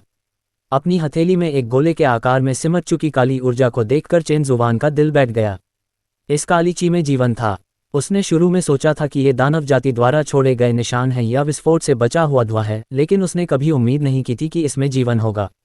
उसे याद आया कि जब वह कार्यों को पूरा कर रहा था तब उसने दूसरों को ये कहते सुना था कि पहली पीढ़ी के दानव स्वामी को उस समय दिव्यपिता और उनके साथियों द्वारा दानव लोक में सील कर दिया गया था और वह मुहर शाश्वत नहीं थी। लेकिन किसी को नहीं पता था कि यह सील कितने समय तक टिक पाएगी। अपनी साफ सुथरी पतली उंगलियों से उसने काली ऊर्जा को झट से गायब कर दिया। मुझे किसी तरह की परेशानी की उम्मीद नहीं थी। चेन जुबान उठ खड़ी हुई, दूर से लगातार पास आ रही काली ऊर्जा को देखती हुई बुदबुदाई। अध्याय 330। आप कैसे हैं? संपूर्ण चीज विस्मयकारी था, फिर भी वह अकेला खड़ा था। चेन जुबान ने अपने ठीक ऊपर तक पहुंच चुकी काली ऊर्जा को देखा और अचानक उसे एक जानी पहचानी अनुभूति हुई। हुआंग सांग के साथ पहले जो आत्मीयता वह महसूस करता था, उसके विपरीत यह आत्मीयता लंबे समय के अलगाव से उपजी थी। आकाश की ओर देखते हुए चेन जुबान ने ठंडे स्वर में कहा, क्या छिपना और चुपके से जाना ही दानव स्वामी का एकमात्र कौशल है? आकाश से हंसी की एक गड़गड़ाहट सुनाई दी, जिसके बाद एक थोड़ी बचकानी आवाज आई, ये भगवान डर रहा है कि जब तुम इस भगवान को देखोगे तो तुम्हारी पैंट गीली हो जाएगी। माथे पर शिकन लिए चेन जुबान ने अपना हाथ आकाश की ओर बढ़ाया और विस्मयकारी ऊर्जा का एक प्रवाह ऊपर की ओर प्रवाहित हुआ। काली ऊर्जा पल भर में टुकड़ों में बिखर गई, लेकिन कुछ ही क्षणों में वह फिर से जुड़ गई। हालांकि चेन जुबान को वह व्यक्ति नहीं दिखा जिसे वह देखना चाहता था। तुम और मजबूत हो गए हो, आकाश से फिर एक आवाज आई। उसकी भौहें और भी सिकुड़ गईं। चेन जुबान ने कहा, तुम मुझे जानते हो? हवा में एक अजीब सी हंसी सुनाई दी, जिसके बाद एक अपरिपक्व आवाज आई, जुबानटियन सम्राट अभी भी इतना अच्छा अभिनय करते हैं। क्या आपको भी लंबे समय से यह जाना पहचाना नहीं लग रहा है? अपने आप को दिखाएं। गुस्से में चिल्लाते हुए चेन जुबान ने लगातार आकाश की ओर ची ऊर्जा का प्रक्षेपण किया, लेकिन ये बेकार था। चेन जुबान की आंखें गुस्से से लाल हो गईं और उसने व्यंग्य करते हुए कहा, ये सब तुम्हारी ही करनी है। अपने पैरों के एक धक्के से चेन जुबान हवा में ऊपर उठ गया और काले क्यूई के समूह में उड़ गया। परिचित होने का एहसास और भी प्रबल होता गया, लेकिन चेन जुबान को याद नहीं आ रहा था कि यह कब हुआ था। वह 1,00,000 वर्षों से संसार में नहीं आया था और अपने एकांतवास के दौरान उसने अनेक शत्रुओं से युद्ध किया था। इतने लंबे समय के बाद उसे उनके नाम याद नहीं थे। जब चेन जुबान पहली बार इस महाद्वीप पर पहुंचा तो सिस्टम के संवर्धन के साथ उसने एक तरफ अपना वर्चस्व स्थापित कर लिया। बाद में उसे 3,000 लोगों के बारे में पता चला और धीरे धीरे वह केवल एक लोक पर प्रभुत्व स्थापित करने से असंतुष्ट हो गया। वह लंबे समय तक विभिन्न लोकों में रहा, कई दुश्मन बनाए, कई लड़ाइयां लड़ी और कई संप्रदायों की रक्षा भी की। दानव जाति से उसकी कई बार मुठभेड़ हुई थी, लेकिन उसे ठीक से याद नहीं था। इसके अलावा जिन दानवों से उसने लड़ाई की थी उन सभी को उसने ही मार डाला था। राक्षसी स्वामी का लहजा भी उसे बहुत जाना पहचाना सा लगा। चेन जुबान काले क्यूई में अपने हाथ पीठ के पीछे करके खड़ा था और उसके चारों ओर 5 मीटर के दायरे में कोई भी काला क्यूई पास आने की हिम्मत नहीं कर रहा था। यदि आप अभी अपनी पहचान बता देते हैं तो मैं अस्थायी रूप से आपकी जान बख्श दूंगा। ये योजना चेन जुबान ने उसे दी थी, लेकिन उसने इसे पसंद नहीं किया और हंसते हुए कहा, तुम अब भी बहुत घमंडी हो। अगर तुम मेरा असली चेहरा देखना चाहते हो तो ये तुम्हारी काबिलियत पर निर्भर करता है। बोलने के बाद आसपास की काली ऊर्जा तेजी से गतिमान हुई और चेन जुबान को घेर लिया। चेन जुबान ने ठंडी सी आवाज में कहा, क्या बस इतना ही है तुम्हारे पास? इसके साथ ही उसके शरीर से आध्यात्मिक शक्ति का विस्फोट हुआ, जिसने उसके चारों ओर मौजूद काली ऊर्जा को 100 मीटर दूर धकेल दिया। राक्षसी स्वामी ने बोलना बंद कर दिया। कुछ सांसों के बाद काली ऊर्जा फिर से एकत्रित हो गई। इस बार काली ऊर्जा की परत पहले से अधिक मोटी और तीव्र थी। इसने चेन जुबान को भी पूरी तरह से घेर लिया। चेन जुबान बिल्कुल भी विचलित नहीं हुआ। हालांकि उसे पहले ही यह आभास हो चुका था कि इस दानवी स्वामी का पद उसके अपने पद के समान ही है और दोनों ही पृथ्वी सर्वोच्च रैंक 6 के थे। उन्हें इस बात पर कुछ हैरानी भी हुई कि महज 1 साल पहले पैदा हुए एक दानव के बीज ने इतनी उच्च स्तर की साधना कर ली थी। अपने सदमे को दबाते हुए चेन जुबान ने अपना ध्यान युद्ध पर केंद्रित किया। काली ऊर्जा ने चेन जुबान को घेर लिया और उसकी दृष्टि पूरी तरह से अंधकार में हो गई। चेन जुबान ने अपनी आध्यात्मिक चेतना पर भरोसा करते हुए अपनी आंखें बंद कर लीं। स्विश! चेन जुबान के पीछे से एक शक्तिशाली बल तेजी से आगे बढ़ा। चेन जुबान ने हाथ बढ़ाया, मुड़ा और जियाओ युआन के कपड़ों का एक कोना पकड़ लिया। लेकिन जियाओ युआन ने तुरंत अपने कपड़े काट दिए, जिससे चेन जुबान को कोई मौका नहीं मिला। मानव रूप में परिवर्तित जियाओ युआन की आयु भी लगभग 20 वर्ष प्रतीत हो रही थी। वह कालेची के बिल्कुल शीर्ष पर खड़ा था और कालेची में मौजूद व्यक्ति को नीचे देख रहा था। वह आज भी वैसा ही था जैसा वह 1.5 लाख साल पहले था, आत्मविश्वासी और अभिमानी, लेकिन अब वह स्वयं भी और अधिक परिपक्व हो चुका था। इससे पहले कि वह नीचे जाकर चेन जुबान से लड़ने के लिए तैयार होता, उसने देखा कि चेन जुबान अचानक ऊपर की ओर उड़ गया। इससे पहले कि जियाओ युआन कुछ प्रतिक्रिया कर पाता, चेन जुबान ने उसकी गर्दन पकड़ ली। अपने सामने खड़े व्यक्ति की शक्ल देखकर चेन जुवान के दिमाग में बिखरी हुई यादें उमड़ पड़ीं और उसकी आंखें तुरंत चौड़ी हो गईं। यह आप है, शाओ युआन ने ठंडी मुस्कान के साथ कहा, बहुत दिनों बाद मिले जुवानटियन सम्राट, मेरे स्वामी। अध्याय 331, दानव स्वामी। 1,50,000 साल पहले चेन जुवान का इस दुनिया में 50वां वर्ष था। सिस्टम की मदद से वह उस समय इस दुनिया का सबसे उन्नत साधक बन चुका था। उस समय वह बहुत अकेला महसूस कर रहा था, लेकिन चूंकि उसके पास सिस्टम और कार्य थे, इसलिए वह सेवानिवृत्त होने की स्थिति तक नहीं पहुंचा था। चूंकि उसके पास पहले से ही एक अमर शरीर था, इसलिए चेन जुवान ने 3,000 लोकों में यात्रा की, लगातार लोगों से लड़ता रहा और सहायकों की भर्ती करता रहा। दरअसल 1.5 लाख साल पहले ही राक्षसी स्वामी की मुहर ढीली हो चुकी थी। आखिरकार पुजारी की मुहर को लगे लाखों साल बीत चुके थे और सबसे मजबूत मुहर की भी वार्ती अवधि समाप्त हो चुकी होती। राक्षसी स्वामी की आध्यात्मिक चेतना का एक छोटा सा अंश प्रकट हुआ, लेकिन वह छोटा सा अंश ही उनके वर्तमान राक्षसी स्वामी के रूप में चुने जाने के लिए पर्याप्त था। उस समय शाओ युआन ने आह भरी और सोचने लगा कि उसके वंशज इतने कमजोर क्यों हो गए हैं। वह इतने वर्षों तक कैद में रहा था और उसकी रक्तपिपासु प्रवृत्ति काफी हद तक शांत हो चुकी थी। उसे यह जानकर अत्यंत प्रसन्नता हुई कि अब दानव जाति के अस्तित्व के लिए एक विशेष लोक मौजूद है। ये जानना जरूरी है कि प्राचीन काल में राक्षसों के अस्तित्व को एक गलती माना जाता था, जिसका अर्थ था कि उनका शिकार करके उन्हें नष्ट कर देना चाहिए। शाओ युआन भी सरल स्वभाव का था। जब उसने दानव जाति के भीतर ऐसे दानवों को देखा जो मनुष्यों के साथ सहअस्तित्व नहीं चाहते थे, तो वह सीधे उनके पास गया और उन्हें सबक सिखाया। सरासर कृतघ्न। अब दानव जाति के जीवित रहने के लिए एक अलग ही दुनिया थी, और यद्यपि वे मनुष्यों के साथ रहते थे, मनुष्य और दानव शांति से रहते थे। उन्हें और क्या चाहिए था? उन्हें पता था कि जब वे पहली पीढ़ी के पूर्वज थे तो उन्हें हर दिन पीटा जाता था। उन्हें इस तरह के जीवन से मन ही मन खुश रहना चाहिए। अपने कुलवासियों को सबक सिखाने के बाद जियाओ युआन को घर पर खाने पीने का अपना दैनिक जीवन बहुत उबाऊ लगने लगा, इसलिए उसने एक दानव को अपना दानव स्वामी बनाने के लिए चुना। सबसे पहले वह इस दुनिया को देखना चाहता था जहां मनुष्य और राक्षस शांतिपूर्वक से अस्तित्व में रहते थे। दूसरे, उसकी आध्यात्मिक चेतना का केवल एक छोटा सा अंश ही जागृत हुआ था, शेष भाग अभी भी भूमिगत रूप से सील था। हालांकि अब उसे उतनी शक्ति की आवश्यकता नहीं थी, फिर भी वह उसके शरीर का एक हिस्सा थी और उसे वापस पाना हमेशा सही था। लेकिन जब वह उस जगह पहुंचा जहां मनुष्य रहते थे, तो उसने पाया कि चीजें उतनी सरल नहीं थी जितनी उसने कल्पना की थी। हाँ, मनुष्य और राक्षस एक साथ कैसे रह सकते हैं? मनुष्य बहुत लालची थे और साथ ही साथ बहुत डरपोक भी। वे इतने डरपोक थे कि उन्हें लगता था कि जो कुछ भी वे देखेंगे उससे उन्हें खतरा होगा। उदाहरण के लिए, इस दुनिया में जिसे मनुष्य और दानव के बीच समानता और शांतिपूर्ण सहअस्तित्व के रूप में चिन्हित किया गया था, वास्तव में मनुष्य अभी भी दानवों से डरते थे। डरना ही काफी था। जियाओ युआन को विश्वास था कि अंततः वे उसके दृढ़ संकल्प से प्रभावित हो जाएंगे। लेकिन मनुष्य कभी भी उन प्राणियों से प्रभावित नहीं हो सकते जो उनकी अपनी जाति के नहीं होते। वे केवल भयभीत होंगे और फिर अपनी नज़रों में दूसरों को बेरहमी से मार डालेंगे। लेकिन उन्हें यह नहीं पता था कि राक्षस भी उनका हिस्सा थे।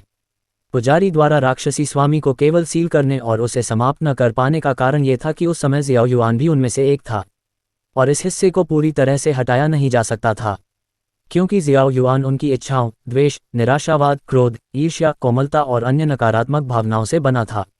जब तक वे जीवित रहेंगे, ये भावनाएं उत्पन्न होती रहेंगी और जियाओ युआन अमर रहेगा। प्राचीन काल के आरंभ में कोई राक्षस नहीं थे। वे शुरू में नकारात्मक भावनाओं को जन्म नहीं देते थे और हर दिन खुशी से रहते थे। शाओ युआन के प्रकट होने से उनमें संकट की भावना पैदा हो गई। क्योंकि नकारात्मक भावनाएं बहुत शक्तिशाली थीं, इसलिए उन्हें डर था कि एक दिन वे उन पर से अपना नियंत्रण खो देंगे। लेकिन मनुष्य नकारात्मक भावनाओं के बिना कैसे जी सकता है? शाओ युआन को समझ नहीं आया। अगर उसे हटाया नहीं जा सकता, तो क्या वे उसका सकारात्मक तरीके से सामना नहीं कर सकते थे? अपनी नकारात्मक भावनाओं का सकारात्मक तरीके से सामना करना, क्या ये बेहतर नहीं होगा? शुरू में जियाओ युआन को सचमुच लगा था कि आज के मनुष्य नकारात्मक भावनाओं का सकारात्मक रूप से सामना करना सीख गए हैं, इसलिए उसे बहुत राहत मिली और अब उसे सर्वत्र तिरस्कृत नहीं किया जाएगा। लेकिन जब वह वास्तव में फिर से समझने के लिए मानव जगत में गया, तो उसने पाया कि वह अभी भी गलत था। मनुष्य अपनी समस्याओं को समझ ही नहीं पाएंगे। जब जियाओ युआन को मनुष्यों द्वारा 108वीं बार बाहर निकाल दिया गया, तो उसके दिल से फिर से बुरे विचार उत्पन्न हुए। वह चाहता था कि मनुष्य इसके परिणाम भुगतें। उसे यह जानकारी थी कि पुजारी और अन्य प्राचीन अमर प्राणी मर चुके हैं और इस दुनिया में अब कोई भी उसे नियंत्रित नहीं कर सकता। लेकिन उस समय उनमें आध्यात्मिक चेतना का केवल एक अंश ही था, जो किसी बड़े तूफान को खड़ा करने के लिए पर्याप्त नहीं था। इसलिए उसने सील को तोड़ने का रास्ता खोजने की कोशिश की, लेकिन सील को तोड़ने के लिए जमीन को नष्ट करना आवश्यक था। और उस समय चेन जुवान ने लिंगजियान संप्रदाय को अपने अधीन कर लिया था और वह वहां हर दिन अच्छे भोजन और शराब के साथ एक चिंतामुक्त जीवन जी रहा था। एक दिन अचानक किसी ने सूचना दी कि दानव जाति किशान पर्वत की तलहटी में उपद्रव मचा रही है। उस समय लिंगजियान संप्रदाय के संरक्षक देवता होने के नाते वे इसे कैसे अनदेखा कर सकते थे। मुर्गी का पैर चबाने के बाद चेन जुवान ने अपना मुंह पोंछा और कहा, मामूली सी बात है। फिर वह आराम से पहाड़ से नीचे उतर गया। जब उनकी मुलाकात शियाओ युआन से हुई तो शियाओ युआन किशान पर्वत की तलहटी में फावड़ा लेकर खुदाई कर रहे थे। जब चेन जुवान ने यह दृश्य देखा तो उसके होठों का कोना अनजाने में फड़कने लगा। क्या आप इसे दानव जाति कहते हैं? हालांकि उस समय ज़ियाओ युआन अभी भी दानव स्वामी था, लेकिन उसकी दानवी शक्ति बहुत कमजोर थी। चेन जुवान उसे एक ही सांस में मार सकता था। अरे! पीछे से अचानक एक चीख सुनाई दी, जिससे ज़ियाओ युआन चौंक गया। पीछे मुड़कर देखने पर उसने पाया कि आने वाला व्यक्ति एक इंसान था और उसका चेहरा तुरंत ही भयानक हो गया। वह फावड़ा पकड़े हुए वहीं खड़ा रह गया। उसकी शक्ल सूरत वाकई बेहद हास्यास्पद थी। ये देखकर चेन जुवान खुद को हंसने से रोक नहीं पाए। आप क्या कर रहे हो? चेन हुआन ने हंसते हुए पूछा। शाओ युआन ने उसे घूरते हुए कहा, तुम्हें इससे क्या लेना देना है? जमीन पर सहारा लेने के लिए एक पेड़ ढूंढकर चेन जुवान ने इत्मीनान से पहाड़ की ओर इशारा करते हुए कहा, तुम अब मेरे पहाड़ को खोद रहे हो तो मुझे इससे क्या लेना देना है? कहने का तुम्हारा क्या मतलब है? शाओ युआन ने उपहास किया, अपना सिर झुकाया और खोदना जारी रखते हुए बुदबुदाया, यह विशाल 1000 लोग कभी किसी एक व्यक्ति की संपत्ति नहीं रही है। तुम कहते हो कि यह पर्वत अभी तुम्हारा है, लेकिन 10 मिलियन वर्ष बाद ये किसका होगा, यह अभी भी अनिश्चित है। चेन जुवान ने ठंडी सांस ली और अपनी आंखें सिकोड़ लीं। ज़ियाओ युआन के पैरों की ताकत धीरे धीरे कम होती गई और वह सचमुच हवा में तैरने लगा। क्या तुम दानव जाति के दानवी स्वामी हो? तो क्या हुआ? ज़ियाओ युआन हवा में तैरते हुए उस पर जोर से चिल्लाए। तुम एक दानवी स्वामी हो, फिर भी तुम्हारे पास इतनी ही शक्ति है। चेन जुवान ने जमीन पर पड़े फावड़े पर नजर डाली। एक दानवी स्वामी को खुद फावड़े से गड्ढा खोदना पड़ता है। तुम उन दानवी स्वामियों जैसे नहीं हो जिनसे मैं पहले मिल चुका हूं। शाओ युआन अवाक रह गया। सचमुच, यहाँ गड्ढा खोदता हुआ एक दानव स्वामी किसी दानव स्वामी जैसा नहीं लग रहा था। लेकिन उसकी आध्यात्मिक चेतना अपर्याप्त थी और उसकी जादुई शक्ति भी पर्याप्त नहीं थी। यदि वह जादुई शक्ति का प्रयोग करके गड्ढा खोदता तो पहाड़ पर रहने वाले लोग निश्चित रूप से सतर्क हो जाते। उसने सुना था कि इस पर्वत पर स्थित संप्रदाय इस दुनिया का सबसे शक्तिशाली संप्रदाय है। ज़ियाओ युआन को लगा कि उसकी वर्तमान शक्ति के साथ यदि पर्वत से कोई नीचे आ जाए तो एक ही मुक्के से वह 10,000 फुट गहरी खाई में गिर जाएगा। उसे किशान पर्वत की तलहटी में क्यों आना पड़ा? क्योंकि इस बार सील किशान पर्वत की तलहटी में ढीली हुई थी। हालांकि ये ढीलापन कुछ ही पलों के लिए रहा। ज़ियाओ युआन को पहाड़ में एक बड़ी दरार खोदनी पड़ी और फिर बिजली की गति से सील को तोड़ना पड़ा। एक बार जब मुहर टूट जाएगी तो स्वर्ग का राजा भी उसे नियंत्रित नहीं कर पाएगा। इसलिए उसने राक्षसी स्वामी को पहाड़ के दूसरी ओर स्थित गांव में तबाही मचाने के लिए भेजा, इस उम्मीद में कि यह शेर को उसकी पहाड़ी मान से बाहर निकालने की रणनीति का काम करेगा। लेकिन पहाड़ से लोग यहाँ क्यों आए? उसे इस बात का जरा भी अंदाजा नहीं था कि पहाड़ की तलहटी में पहुंचते ही चेन जुवान ने उसे पहचान लिया था। आखिरकार एक दानव स्वामी और एक साधारण दानव सेना के सदस्य के बीच काफी अंतर होता है। चेन जुवान ने उसकी ओर देखते हुए मुस्कुराते हुए कहा, हम। शाओ युआन ने तुरंत पहचान लिया कि उसके सामने दिखने में तुच्छ लगने वाला व्यक्ति कोई साधारण व्यक्ति नहीं था और वह इस समय जल्दबाजी में कोई कदम उठाने की हिम्मत नहीं कर सकता था। 36 रणनीतियों में से पीछे हटना सबसे अच्छा था। ज़ियाओ युआन ने पहले आत्मसमर्पण करने और फिर गड्ढा खोदने का अवसर तलाशने का फैसला किया। क्या दानव लोक वह स्थान नहीं है जहां मनुष्य और दानव सह अस्तित्व में रहते हैं? ज़ियाओ युआन ने कहा, महोदय, क्या मेरे साथ इस तरह का व्यवहार करना थोड़ा अनुचित नहीं है? उनके बोलने के बाद कुछ सेकंड के लिए सन्नाटा छा गया। हे! चेन जुवान ने ठंडी हंसी हंसी और उसके हाथ में प्रकाश का एक झिलमिलाता गोला प्रकट हुआ। स्विश! प्रकाश का गोला शियाओ युआन के पैरों के पास फट गया। बल इतना अधिक था कि उसने सील में एक छोटी सी दरार पैदा कर दी। अध्याय 332 मानव राक्षस सहजीवन। दरार से अचानक एक घना काला कोहरा बाहर निकला। उस क्षण ज़ियाओ युआन का जबड़ा लगभग जमीन पर गिर पड़ा। उसका शरीर दर्जनों मीटर दूर जा गिरा और ज़ियाओ युआन ने मुंह भरकर काला खून थूका। फिर भी वह सदमे में चेन जुवान की ओर देखता रहा। क्या उसे कहना चाहिए कि वह अद्भुत था या मूर्ख?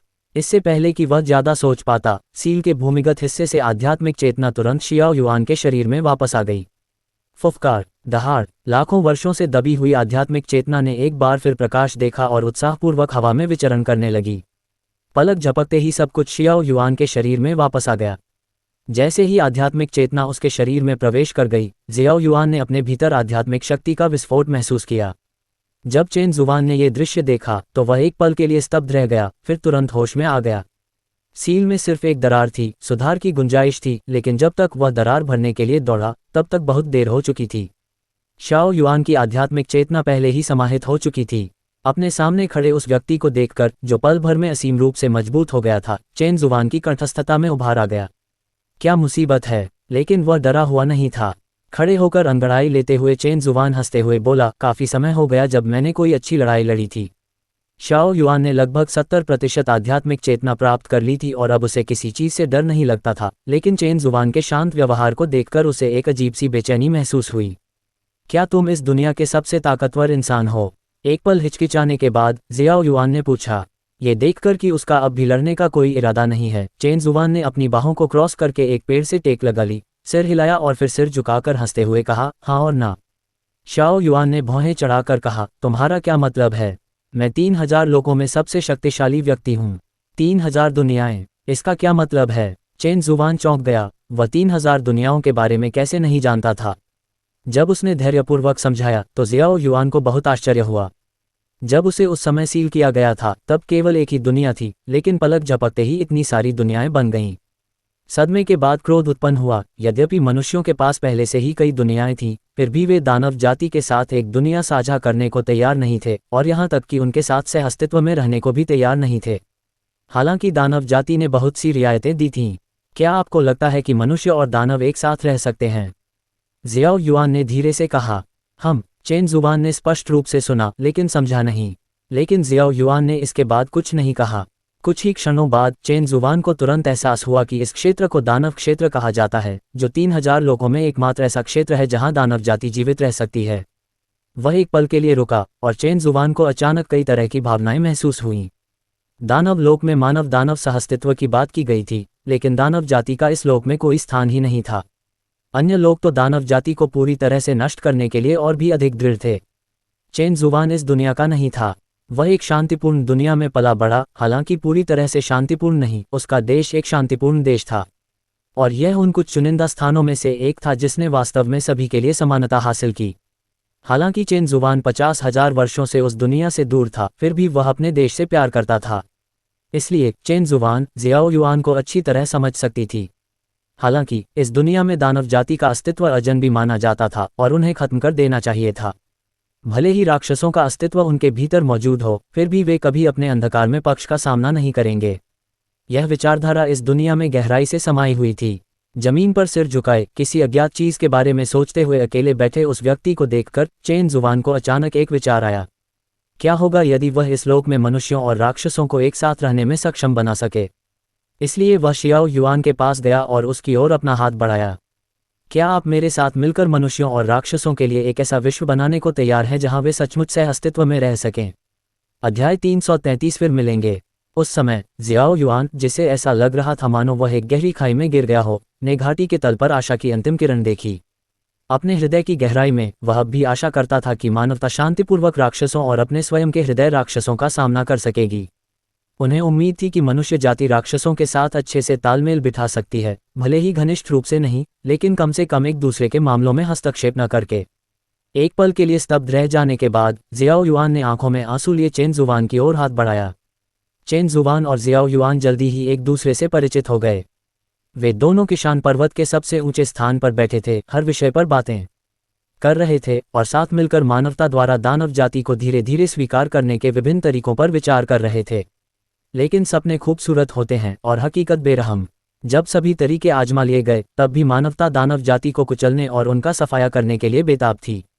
अंततः जियाओ युआन ने पूरी तरह से हार मान ली। उसने देखा कि मनुष्य लगातार दानव जाति पर हमला कर रहे हैं और उसकी हत्या करने की इच्छा और भी तीव्र हो गई। यह अब भी किशान पर्वत का सबसे ऊंचा स्थान था, वह स्थान जहां चेन जुवान और जियाओ युआन ने लगभग 2 साल एक साथ शराब पीते और गाते हुए बिताए थे। शायद हमारे पास अभी भी एक रास्ता है। शाओ युआन की विदाई सुनकर चेन जुवान को अचानक घबराहट का अनुभव हुआ और उसने शाओ युआन से कहा, सभी उपाय आजमा लिए गए हैं। शाओ युआन का दिल राख की तरह ठंडा पड़ गया था। ये इंसान कभी भी अपने अंधेरे पक्ष का सामना नहीं करेंगे। वे बेहद डरपोक थे। उन्हें इस बात का डर था कि कोई भी प्राणी उन्हें नुकसान पहुंचा सकता है, भले ही वह प्राणी लगभग जमीन पर रेंग रहा हो और सद्भावना दिखाने के लिए अपनी पूंछ हिला रहा हो। क्या हमें दूसरे तरीकों के बारे में नहीं सोचना चाहिए? लगभग 2 साल की जान पहचान के बाद चेन हुआन शियाओ युआन को अच्छी तरह से समझने लगी थी। पहले तो उसने यह नहीं सोचा था कि जियाओ युआन वास्तव में एक दानव स्वामी है, जिसे लाखों वर्षों से सील किया गया था। जब जियाओ युआन ने कहा कि उसने उस दिन मुहर तोड़ दी थी, तो चेन जुबान को शर्मिंदगी महसूस हुई। उसे यह कैसे पता चल सकता था कि किशान पर्वत की तलहटी में ही मुहर टूटी थी। बाद में जैसे जैसे वह और जियाओ युआन अधिक से अधिक बात करते गए, चेन जुबान को पता चला कि यद्यपि वह पलक झपकते ही कई मनुष्यों को नष्ट करने के लिए पर्याप्त शक्तिशाली था, फिर भी वह मानवता को नुकसान नहीं पहुंचाना चाहता था। शियाओ युआन की मानवता के प्रति सहनशीलता चेन हुआन की तुलना में कहीं अधिक थी। इस तरह का व्यवहार झेलने के बाद भी चेन हुआन शियाओ युआन की प्रशंसा भी करता था। आखिरकार अगर उसके साथ ऐसा व्यवहार किया जाता तो शायद इस दुनिया के सभी लोग उसके द्वारा नष्ट कर दिए जाते। चेन जुबान पहले से ही जियाओ युआन को एक मित्र के रूप में मानता था। उनके विश्व दृष्टिकोण एक जैसे थे, अपार शक्ति थी और दोनों अमर थे, और भले ही वह एक दानव था, इससे क्या फर्क पड़ता था। इसलिए जब जियाओ युआन विदाई लेने आई तो चेन जुबान को खेद हुआ, क्योंकि चेन जुबान भी आखिरकार एक इंसान ही थी। यदि मनुष्यों और राक्षसों के बीच युद्ध छिड़ जाता है तो चेन जुबान अनिवार्य रूप से मानवता की तरफ खड़ा होगा।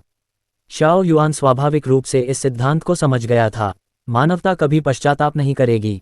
इन शब्दों को ठंडे लहजे में बोलने के बाद जियाओ युआन ने खेद भरी नज़रों से चेन जुबान की ओर देखा और कहा, आपकी मदद के लिए धन्यवाद। मैं महसूस कर सकती हूँ कि आप उनसे अलग हैं, लेकिन पछतावे के बाद दृढ़ संकल्प आया। यह अफसोस की बात है कि आप अभी भी इंसान हैं। इस दुनिया में हम केवल एक दूसरे के विरोधी ही हो सकते हैं।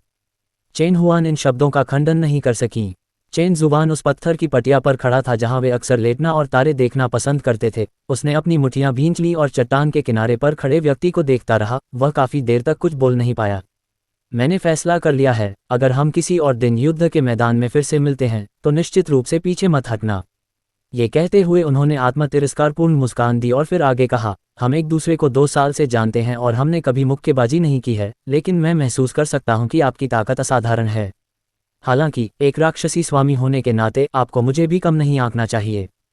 चेन जुबान ने भारी स्वर में सिर हिलाया। उसकी आवाज कर्कश थी और उसने कहा, मैंने तुम्हें कभी कम नहीं आंका।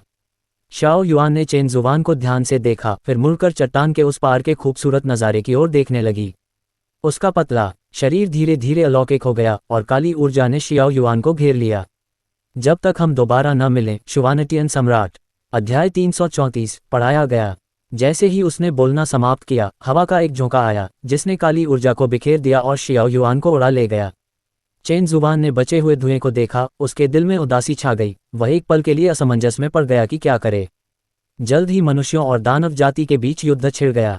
मानो वर्षों से संचित क्रोध को निकालने के लिए दानव जाति का आक्रमण भयंकर था, जिसने केवल 3 दिनों में एक पड़ोसी महाद्वीप को पीड़ा की भूमि में बदल दिया। चेन जुबान ने शुरू में सोचा था कि जब तक स्टार मून महाद्वीप प्रभावित नहीं होता वह हस्तक्षेप नहीं करेगा, लेकिन बाद में उसे यह भी एहसास हुआ कि इस क्षेत्र के मनुष्य वास्तव में बहुत ही कृतघ्न हैं। जब शियाओ युआन ने स्टार मून महाद्वीप पर हमला किया तब तक वह जाने के लिए अपना सामान तैयार कर चुका था। उस समय लिंगजियान संप्रदाय के संप्रदाय प्रमुख क्यूई हाओ ने चेन जुबान के सामने घुटने टेक दिए और आंसू बहाते हुए उनसे तारा चंद्र महाद्वीप और दानव लोक को बचाने की विनती की। चेन जुबान बेबस होकर उसकी बात मान गई। उस रात किशान पर्वत के सबसे ऊंचे स्थान पर अनगिनत तारों ने संकेत दिया कि आने वाला दिन शुभ होगा। चेन जुबान उस पत्थर के पलंग पर अकेला लेटा था जहां वह और जियाओ युआन अक्सर बैठकर शराब पीते थे, और सोच रहा था कि शायद ये भाग्य ही था कि वह और जियाओ युआन लड़ेंगे, या शायद ये भाग्य ही था कि मनुष्य और राक्षस एक साथ नहीं रह सकते। अगली सुबह अपेक्षित सुहावना मौसम कहीं भी नजर नहीं आ रहा था। चेन जुबान उठी और खिड़की खोलकर देखा तो आसमान काले बादलों से भरा हुआ था। आखिरकार यह आ ही गया। धीरे से कुछ बुदबुदाते हुए चेन जुबान ने जल्दी से हाथ मुंह धोया और पहाड़ की चोटी की ओर चल पड़ा। वह उस पत्थर के पलंग पर ज्यादा देर तक बैठा भी नहीं था कि पहाड़ के नीचे से लड़ाई और हत्या की आवाजें आने लगीं।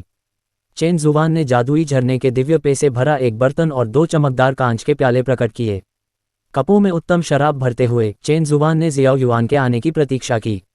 आज शियाओ युआन के किशान पर्वत पर आने के पीछे वास्तव में एक कारण था। वह पहले अन्य स्थानों पर हमला कर सकता था, लेकिन वह अपनी संपूर्ण आध्यात्मिक चेतना को पुनः प्राप्त करना चाहता था। लिंगजियान संप्रदाय दानव लोक का सबसे शक्तिशाली संप्रदाय था और चेन जुबान के नेतृत्व में जियाओ युआन की यह यात्रा जोखिम भरी थी। लेकिन कोई और रास्ता नहीं था। सील केवल किशान पर्वत की तलहटी में ही ढीली थी और जियाओ युआन ने पहले ही अन्य स्थानों पर कोशिश कर ली थी जो पूरी तरह से बेकार साबित हुई थीं। ये भी एक कारण था जिसके चलते शियाओ युआन यहाँ आया था। चेन जुबान ने 2 साल पहले इस खाई को मजबूत किया था, लेकिन मजबूत करने के बावजूद भी ये पूरे सील का सबसे कमजोर बिंदु बना रहा। जब उसकी सारी आध्यात्मिक चेतना वापस आ गई तो ज़ियाओ युआन को पूरा विश्वास हो गया कि चेन जुबान उसका प्रतिद्वंद्वी नहीं होगा। वूश, शरद ऋतु की हवा का एक झोंका आया जो अपने साथ काली ऊर्जा की एक हल्की सी धारा लेकर आया, और पल भर में एक दुबली पतली आकृति चट्टान के किनारे पर खड़ी हो गई। यहाँ उनकी आखिरी विदाई के बाद आधा साल बीत चुका था और 6 महीने में ये पहली बार था जब दोनों की मुलाकात हुई थी। चेन जुबान के सामने रखे शराब के 2 प्यालों को देखकर ज़ियाओ युआन एक पल के लिए अवाक रह गया। तुम्हारी खुशबू बदल गई है। चेन हुआन ने हल्की सी मुस्कान के साथ पहले बात की। एक मामूली दानव, उसमें कैसी गंध हो सकती है? ज़ियाओ युआन ने उपहासपूर्वक कहा। जेड स्प्रिंग डिवाइन ब्रू के 2 कप उठाते हुए चेन जुबान खड़ी हुई और ज़ियाओ युआन के पास जाकर बोली, पहले तुम में खून की इतनी तेज गंध और हत्या की इतनी तीव्र इच्छा नहीं थी। चेन जुबान ने उसे एक प्याला शराब देते हुए कहा, पिछले 6 महीनों में आपका समय आसान नहीं रहा है ना? शाओ युआन ने शराब का प्याला लिया, थोड़ी देर रुका, फिर हंस पड़ा। यह आसान क्यों नहीं होगा? इंसानों को मारने से मुझे बहुत खुशी मिलती है। नहीं, चेन जुबान ने सिर हिलाते हुए कहा, जब हमने पहले यहाँ शराब पी थी तब तुम जितने खुश थे उतने खुश तुम नहीं थे। काफी समय हो गया है, मैं भूल गई थी, ज़ियाओ युआन ने धीरे से कहा। इससे पहले दोनों विश्वासपात्रों ने एक दूसरे को देखा, दोनों के मन में बहुत कुछ कहने को था, लेकिन वे कैसे भूल सकते हैं? अपना सिर झुकाकर और एक गहरी सांस लेते हुए ज़ियाओ युआन ने फिर से चेन जुबान की ओर देखा। मेरे आने से पहले मैं सोच रहा था कि आज आपसे कैसे मिलूं, लेकिन मुझे उम्मीद नहीं थी कि आपने विदाई की शराब पहले से ही तैयार कर रखी होगी। ये जानते हुए भी कि चेन जुबान का ऐसा कोई इरादा नहीं था, ज़ियाओ युआन ने फिर भी वही बात कह दी। उसने चेन जुबान की ओर अपना शराब का प्याला उठाते हुए कहा, यह प्याला हमारी विदाई की शराब हो। इसे पीने के बाद चांद तारों के नीचे गाते बजाते और शराब पीते हुए बिताए दिन धुएं की तरह गायब हो जाएंगे और हमारा रिश्ता टूट जाएगा। इसके साथ ही चेन जुबान की प्रतिक्रिया की प्रतीक्षा किए बिना उसने जेड स्प्रिंग डिवाइन ब्रू का प्याला पी लिया। चेन जुबान ने अपना सिर हिलाया और शराब को जमीन पर गिरा दिया। शाओ युआन ने दांत पीसते हुए शराब का प्याला पत्थर के पलंग पर पटक दिया। चमकदार कांच का प्याला टुकड़ों में बिखर गया, जिससे एक कर्कश ध्वनि निकली। उसके शब्द समाप्त होने के बाद भी चेन जुबान ने उससे लड़ने का कोई इरादा नहीं दिखाया। मैंने सुना है कि दानव जाति कभी भी मनुष्यों पर सक्रिय रूप से हमला नहीं करती, और न ही मैं करता हूँ। मैं कभी भी दूसरों पर सक्रिय रूप से हमला नहीं करता। फिर वह धीरे से हंसते हुए बोला, जानते हो, मैं इतना शक्तिशाली हूँ कि मैं सक्रिय रूप से हमला करने से घृणा करता हूँ। मनुष्यों ने तुम्हें बहुत दुख पहुंचाया है और मैं इसे रोक नहीं सकता। और अब एक मनुष्य होने के नाते मुझे तुमसे एक भीषण संघर्ष करना होगा। मुझे लगता है कि तुम जानते हो कि मेरा ऐसा कोई इरादा नहीं है। शाओ युआन, चूंकि तुमने पहले ही इतने सारे मनुष्यों को मार डाला है, इसलिए मेरे लिए कोई अपवाद मत बनाओ। मुझसे थोड़ा अधिक बलवान होने के अलावा मैं तुम्हारे विरोधी पक्ष का एक मनुष्य भी हूँ। एक गहरी सांस लेते हुए ज़ियाओ युआन चिल्लाया, जुवानटियन सम्राट, मैंने बहुत कुछ सीखा है। अध्याय 335 मोहर। जैसे ही उसने बोलना समाप्त किया, वह तुरंत काले धुएं के एक गुबार में बदल गया और चेन जुबान पर हमला कर दिया। काले धुएं का एक हल्का सा झोंका, ऊर्जा का एक प्रबल प्रवाह चेन जुबान पर टूट पड़ा। पलक झपकते ही किशान पर्वत तेज हवाओं की चपेट में आ गया, मानो कोई बवंडर आ रहा हो। चेन जुबान ने भी कोई ढिलाई नहीं बरती। उसने अपनी अद्वितीय तलवार प्रकट की और एक ही झटके में हमले को चकनाचूर कर दिया। बुरा नहीं है, चेन जुबान ने हल्की हंसी के साथ बुदबुदाया। एक राक्षसी स्वामी से जैसी उम्मीद थी, चेन जुबान ने प्रशंसा से आह भरी। शाओ युआन का चेहरा गंभीर था। उसने सोचा था कि पुजारी के गुजर जाने के बाद इस दुनिया में कोई उसे रोक नहीं सकता, लेकिन अब एक शक्तिशाली शख्सियत सामने आ गई थी। जैसे ही चेन जुबान मंत्रों का जाप कर रहा था, उसने महसूस किया कि जमीन हिंसक रूप से हिल रही है और उसने बल लगाकर हवा में तैरने की कोशिश की। पूरा किशान पर्वत हिल रहा था और हवा में लटके होने के बावजूद चेन जुबान को अभी भी तीव्र कंपन महसूस हो रहा था। बैंग बैंग बैंग, कई तेज धमाकों के साथ जमीन धीरे धीरे फट गई। इसे चटकने की आवाज कहना पूरी तरह से सही नहीं होगा, यह जमीन के नीचे से वस्तुओं के अचानक बाहर निकलने की आवाज थी। जमीन के नीचे से उभरती हुई चीजों को देखते हुए चेन जुबान की आंखें ठंडी पड़ गईं। इस दुनिया में दानव जाति और दानवी तकनीक एक समान नहीं थे। दानवी तकनीक एक ऐसी साधना तकनीक थी जो सभी जातियों द्वारा सख्ती से प्रतिबंधित थी। सड़ी हुई सफ़ेद हड्डियों में जान आ गई और वे धीरे धीरे चरमराहट की आवाज़ों के साथ अपने शरीर को हिलाने लगीं। उसे यह उम्मीद नहीं थी कि शियाओ युआन सिर्फ इंसानों से बदला लेने के लिए राक्षसी तकनीक का अभ्यास करेगा। अद्वितीय तलवार की धार ठंडी रोशनी से चमक उठी और एक झटके में चेन जुबान ने हवा में उछली हुई सफ़ेद हड्डियों को 2 हिस्सों में काट दिया। आकाश से लगातार काली ऊर्जा बरस रही थी और चेन जुबान को अचानक थोड़ी थकान महसूस हुई। आखिर ऐसा क्यों होना था? हमले निरंतर जारी थे और चेन जुवान के हाथ में मौजूद अद्वितीय तलवार कभी नहीं रुकी। जियाओ युआन कालेची में परिवर्तित होकर गायब हो गया, लेकिन चेन जुवान उसे अपने ठीक बगल में महसूस कर सकता था। वह आभा धीरे धीरे निकट आने लगी और उसके ठीक सामने काले रंग की ऊर्जा का एक गोला तेजी से संघनित हो गया। शियाओ युआन का शरीर फिर से प्रकट हुआ और काले रंग की ऊर्जा का एक गोला चेन जुवान के चेहरे की ओर तेजी से बढ़ा। चेन जुवान ने पीछे की ओर झुककर काले रंग की ऊर्जा की गेंद को चकमा दिया और फिर पलक झपकते ही जियाओ युआन के पीछे पहुंच गई। उसने हथेली से वार किया, लेकिन चूक गया। जियाओ युआन फिर से काली ऊर्जा में परिवर्तित हो गया और हवा में विलीन हो गया। चेन जुबान थोड़ा अधीर हो रहा था और धीरे से बुदबुदाया, धिक्कार है, यह आगे पीछे होने वाली काली ऊर्जा मुझे बहुत परेशान कर रही है। उसने धीरे धीरे खुद को रोकना बंद कर दिया और उसके हाथ में मौजूद अद्वितीय तलवार से और भी अधिक तीव्र ठंडी रोशनी निकलने लगी। बेमिसाल पवन ब्लेड, आगे बढ़ो। उसने तलवार घुमाते हुए दहाड़ लगाए और पारदर्शी तलवार ऊर्जा चारों दिशाओं में फैल गई। तलवार की ऊर्जा हर जगह टकराई, जिससे जमीन पर गिरने पर तेज आवाजें उत्पन्न हुईं। शोरगुल के बीच चेन जुबान को एक दबी हुई धमक सुनाई दी। उसके होठों के कोने पर हल्की सी मुस्कान थी। उसने अपनी अद्वितीय तलवार को एक तरफ रख दिया और हमला करना बंद कर दिया। जियाओ युआन हवा में बिखर गया, उसका चेहरा उतर गया, फिर भी वह तेजी से आगे बढ़ता रहा। उसने अपनी छाती पकड़ रखी थी, उसकी गति में कोई कमी नहीं आई थी। हार मान लो शियाओ युआन, चाहे तुम अतुलनीय शक्ति वाले दानव स्वामी ही क्यों न हो, तुम मुझे हरा नहीं सकते, चेन हुआन ने धीमी आवाज में कहा। शियाओ युआन ने ठंडे लहजे में जवाब दिया, तुम मुझे मारने के बाद ऐसा कह सकते हो। अचानक लगातार नीचे की ओर बहने वाली काली ऊर्जा गायब हो गई और जमीन से फूटकर निकली सफ़ेद हड्डियां भी अपनी जान गंवा बैठीं।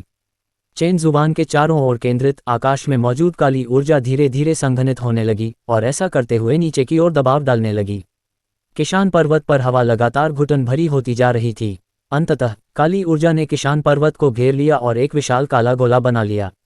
उस काले गोले के भीतर प्रकाश की एक भी किरण नहीं थी, जिससे अंधेरे में देखने में असमर्थ मनुष्य तुरंत ही नुकसान में पड़ गए। चेन जुबान की आंखों में एक निर्मल ठंडक सी झलक उठी और उसने ठंडे स्वर में कहा, शियाओ युआन, मैं तुम्हें एक और मौका दे रहा हूं। अगर तुम अभी रुक गए तो मैं दानव जाति के बसने के लिए एक जगह ढूंढ लूंगा। चेन जुबान जानती थी कि जियाओ युआन केवल यही चाहती थी कि दानव जाति मानव उत्पीड़न से मुक्त हो जाए। शियाओ युआन ने कुछ बार व्यंग्य करते हुए कहा, मनुष्य बहुत लालची होते हैं। अब मुझे उन पर विश्वास नहीं रहा। उनके बोलने के बाद सन्नाटा छा गया। चेन जुबान कुछ देर चुप रहा, पहाड़ के नीचे से गूंजती चीखों को सुनता रहा। उसने अपनी अद्वितीय तलवार को फिर से बुलाया और तलवार पकड़े हुए उसके हाथ की नसें फूल गईं।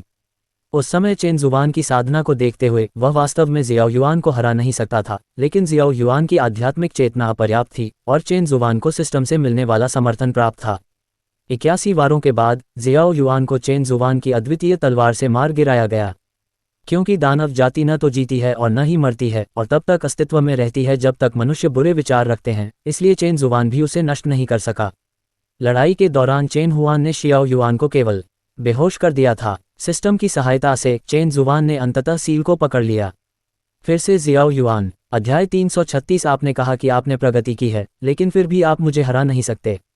उसके मन में यादें अभी भी थोड़ी धुंधली थीं। आखिरकार 1.5 लाख साल बीत चुके थे। लेकिन जब चेन जुबान ने जियाओ युआन का रूप देखा तो उसे तुरंत वे दिन याद आ गए जब वह और एक दानव स्वामी एक खूबसूरत पहाड़ की चोटी पर पूरा दिन चांदनी रात में शराब पीते और सब कुछ साझा करते हुए बिताते थे। अपनी पकड़ थोड़ी ढीली करते हुए जियाओ युआन पलक झपकते ही चेन जुबान के नियंत्रण से बच निकला।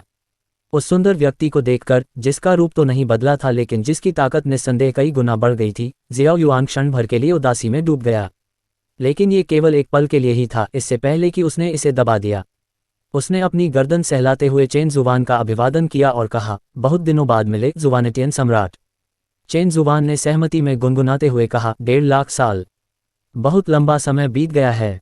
अपने सामने खड़े उस व्यक्ति को देखकर, जो 1.5 लाख साल पहले की तुलना में थोड़ा अधिक युवा प्रतीत हो रहा था, चेन जुबान को अपने वर्तमान स्तर पर इतनी सारी भावनाओं का अनुभव होने की उम्मीद नहीं थी। जब उसने उस समय शियाओ युआन को सील किया था, तब सिस्टम ने उसे चेतावनी दी थी कि सील एक पुजारी की सील जितनी मजबूत नहीं है, लेकिन चेन हुआन को यह उम्मीद नहीं थी कि सील केवल 1,50,000 वर्षों में नष्ट हो जाएगी। उसने अपने पैरों के नीचे मौजूद काली ऊर्जा को देखा और उसे जमीन के नीचे से लगातार उमड़ती हुई काली ऊर्जा याद आ गई जिसे उसने पहले सतह पर देखा था। शायद वर्षों की उपेक्षा के कारण सील में दरार आ गई थी। क्या तुमने ये सब किया? चेन जुबान ने नीचे की तबाह जमीन की ओर इशारा करते हुए पूछा। शियाओ युआन ने व्यंग्य करते हुए कहा, क्या तुम कोई स्पष्ट बात नहीं पूछ रहे हो? चेन जुवान ने अपने होंठ सिकोड़ लिए और कुछ नहीं कहा। उस समय शियाओ युआन को कैद करने से पहले वह हिचकिचाया था, लेकिन उसके पास कोई विकल्प नहीं था। अब जबकि शियाओ युआन उसके सामने फिर से प्रकट हो गया था, चेन हुआन के मन में अचानक एक साहसिक विचार आया। हालांकि उन्होंने फिलहाल इस बारे में कुछ नहीं कहा, क्योंकि अगले ही पल शियाओ युआन की लंबी तलवार उसकी ओर वार करने लगी। चकमा देने के लिए मुड़ते हुए चेन जुवान पलक झपकते ही जियाओ युआन से दर्जनों मीटर दूर जा गिरा। 1.5 लाख साल बाद तुमने टूटी हुई तलवार भी प्रकट कर दी है। वह हल्की सी मुस्कान के साथ बोला, क्या तुम्हारी दानव जाति के हमले की शुरुआत न करने के नियम टूट गए हैं? जैसे ही शियाओ युआन ने बल प्रयोग किया, उसके चेहरे पर थोड़ी सी निर्ममता दिखाई दी और वह कालेची के एक पिंड में परिवर्तित हो गया। पलक झपकते ही चेन हुआन के पीछे प्रकट हो गया। लंबी तलवार चेन जुवान के शरीर को भेद गई। जैसे ही शियाओ युआन के होठों पर मुस्कान आई, उसे अचानक एहसास हुआ कि घाव से खून नहीं बह रहा है। करीब से देखने पर पता चला कि उसने जिस चीज पर चाकू से वार किया था वह चेन जुवान का असली शरीर नहीं था। पलक झपकते ही जिस चेन जुवान को चाकू मारा गया था वह गायब हो गया, धुंधली सफेद ऊर्जा के एक झोंके में बदल गया और हवा में विलीन हो गया। ये कहना कि तुमने प्रगति की है फिर भी तुम मुझे हरा नहीं सकते, ये कहना कि तुमने प्रगति नहीं की है, वास्तव में तुम 1.5 लाख साल पहले की तुलना में कहीं अधिक शक्तिशाली हो। एक सुनहरी रोशनी निकली और शियाओ युआन के पीछे चेन जुवान की आकृति दिखाई दी। कम बकवास, गुस्से से दहाड़ते हुए जियाओ युआन ने चेन जुवान पर भयंकर हमला किया। बूम! एक जोरदार धमाके के साथ सुनहरी रोशनी की एक परत काली ऊर्जा की एक परत से टकराई और ऊर्जा के तात्कालिक प्रवाह ने आसपास के तैरते हुए सफेद बादलों को पूरी तरह से नष्ट कर दिया। दोनों ने शुरुआत में केवल एक हाथ का इस्तेमाल किया था, लेकिन बहुत जल्दी ही जियाओ युआन का हाथ फिसल गया और उसे खुद को सहारा देने के लिए दोनों हाथों का इस्तेमाल करना पड़ा। चेन जुवान का उसे चोट पहुंचाने का कोई इरादा नहीं था, लेकिन उसकी वर्तमान स्थिति को देखकर उसे लगा कि उसे सबक सिखाने में कोई हर्ज नहीं होगा। एक जोरदार धक्के के साथ चेन जुवान के हाथ से एक विशाल आध्यात्मिक ऊर्जा का विस्फोट हुआ और जियाओ युआन कराहते हुए अपनी छाती को ढंककर बार बार पीछे हट गया। मुंह भर काला खून थूकते हुए जियाओ युआन ने ऊपर देखा और अपने सामने बैठे शांत व्यक्ति को घूरने लगा।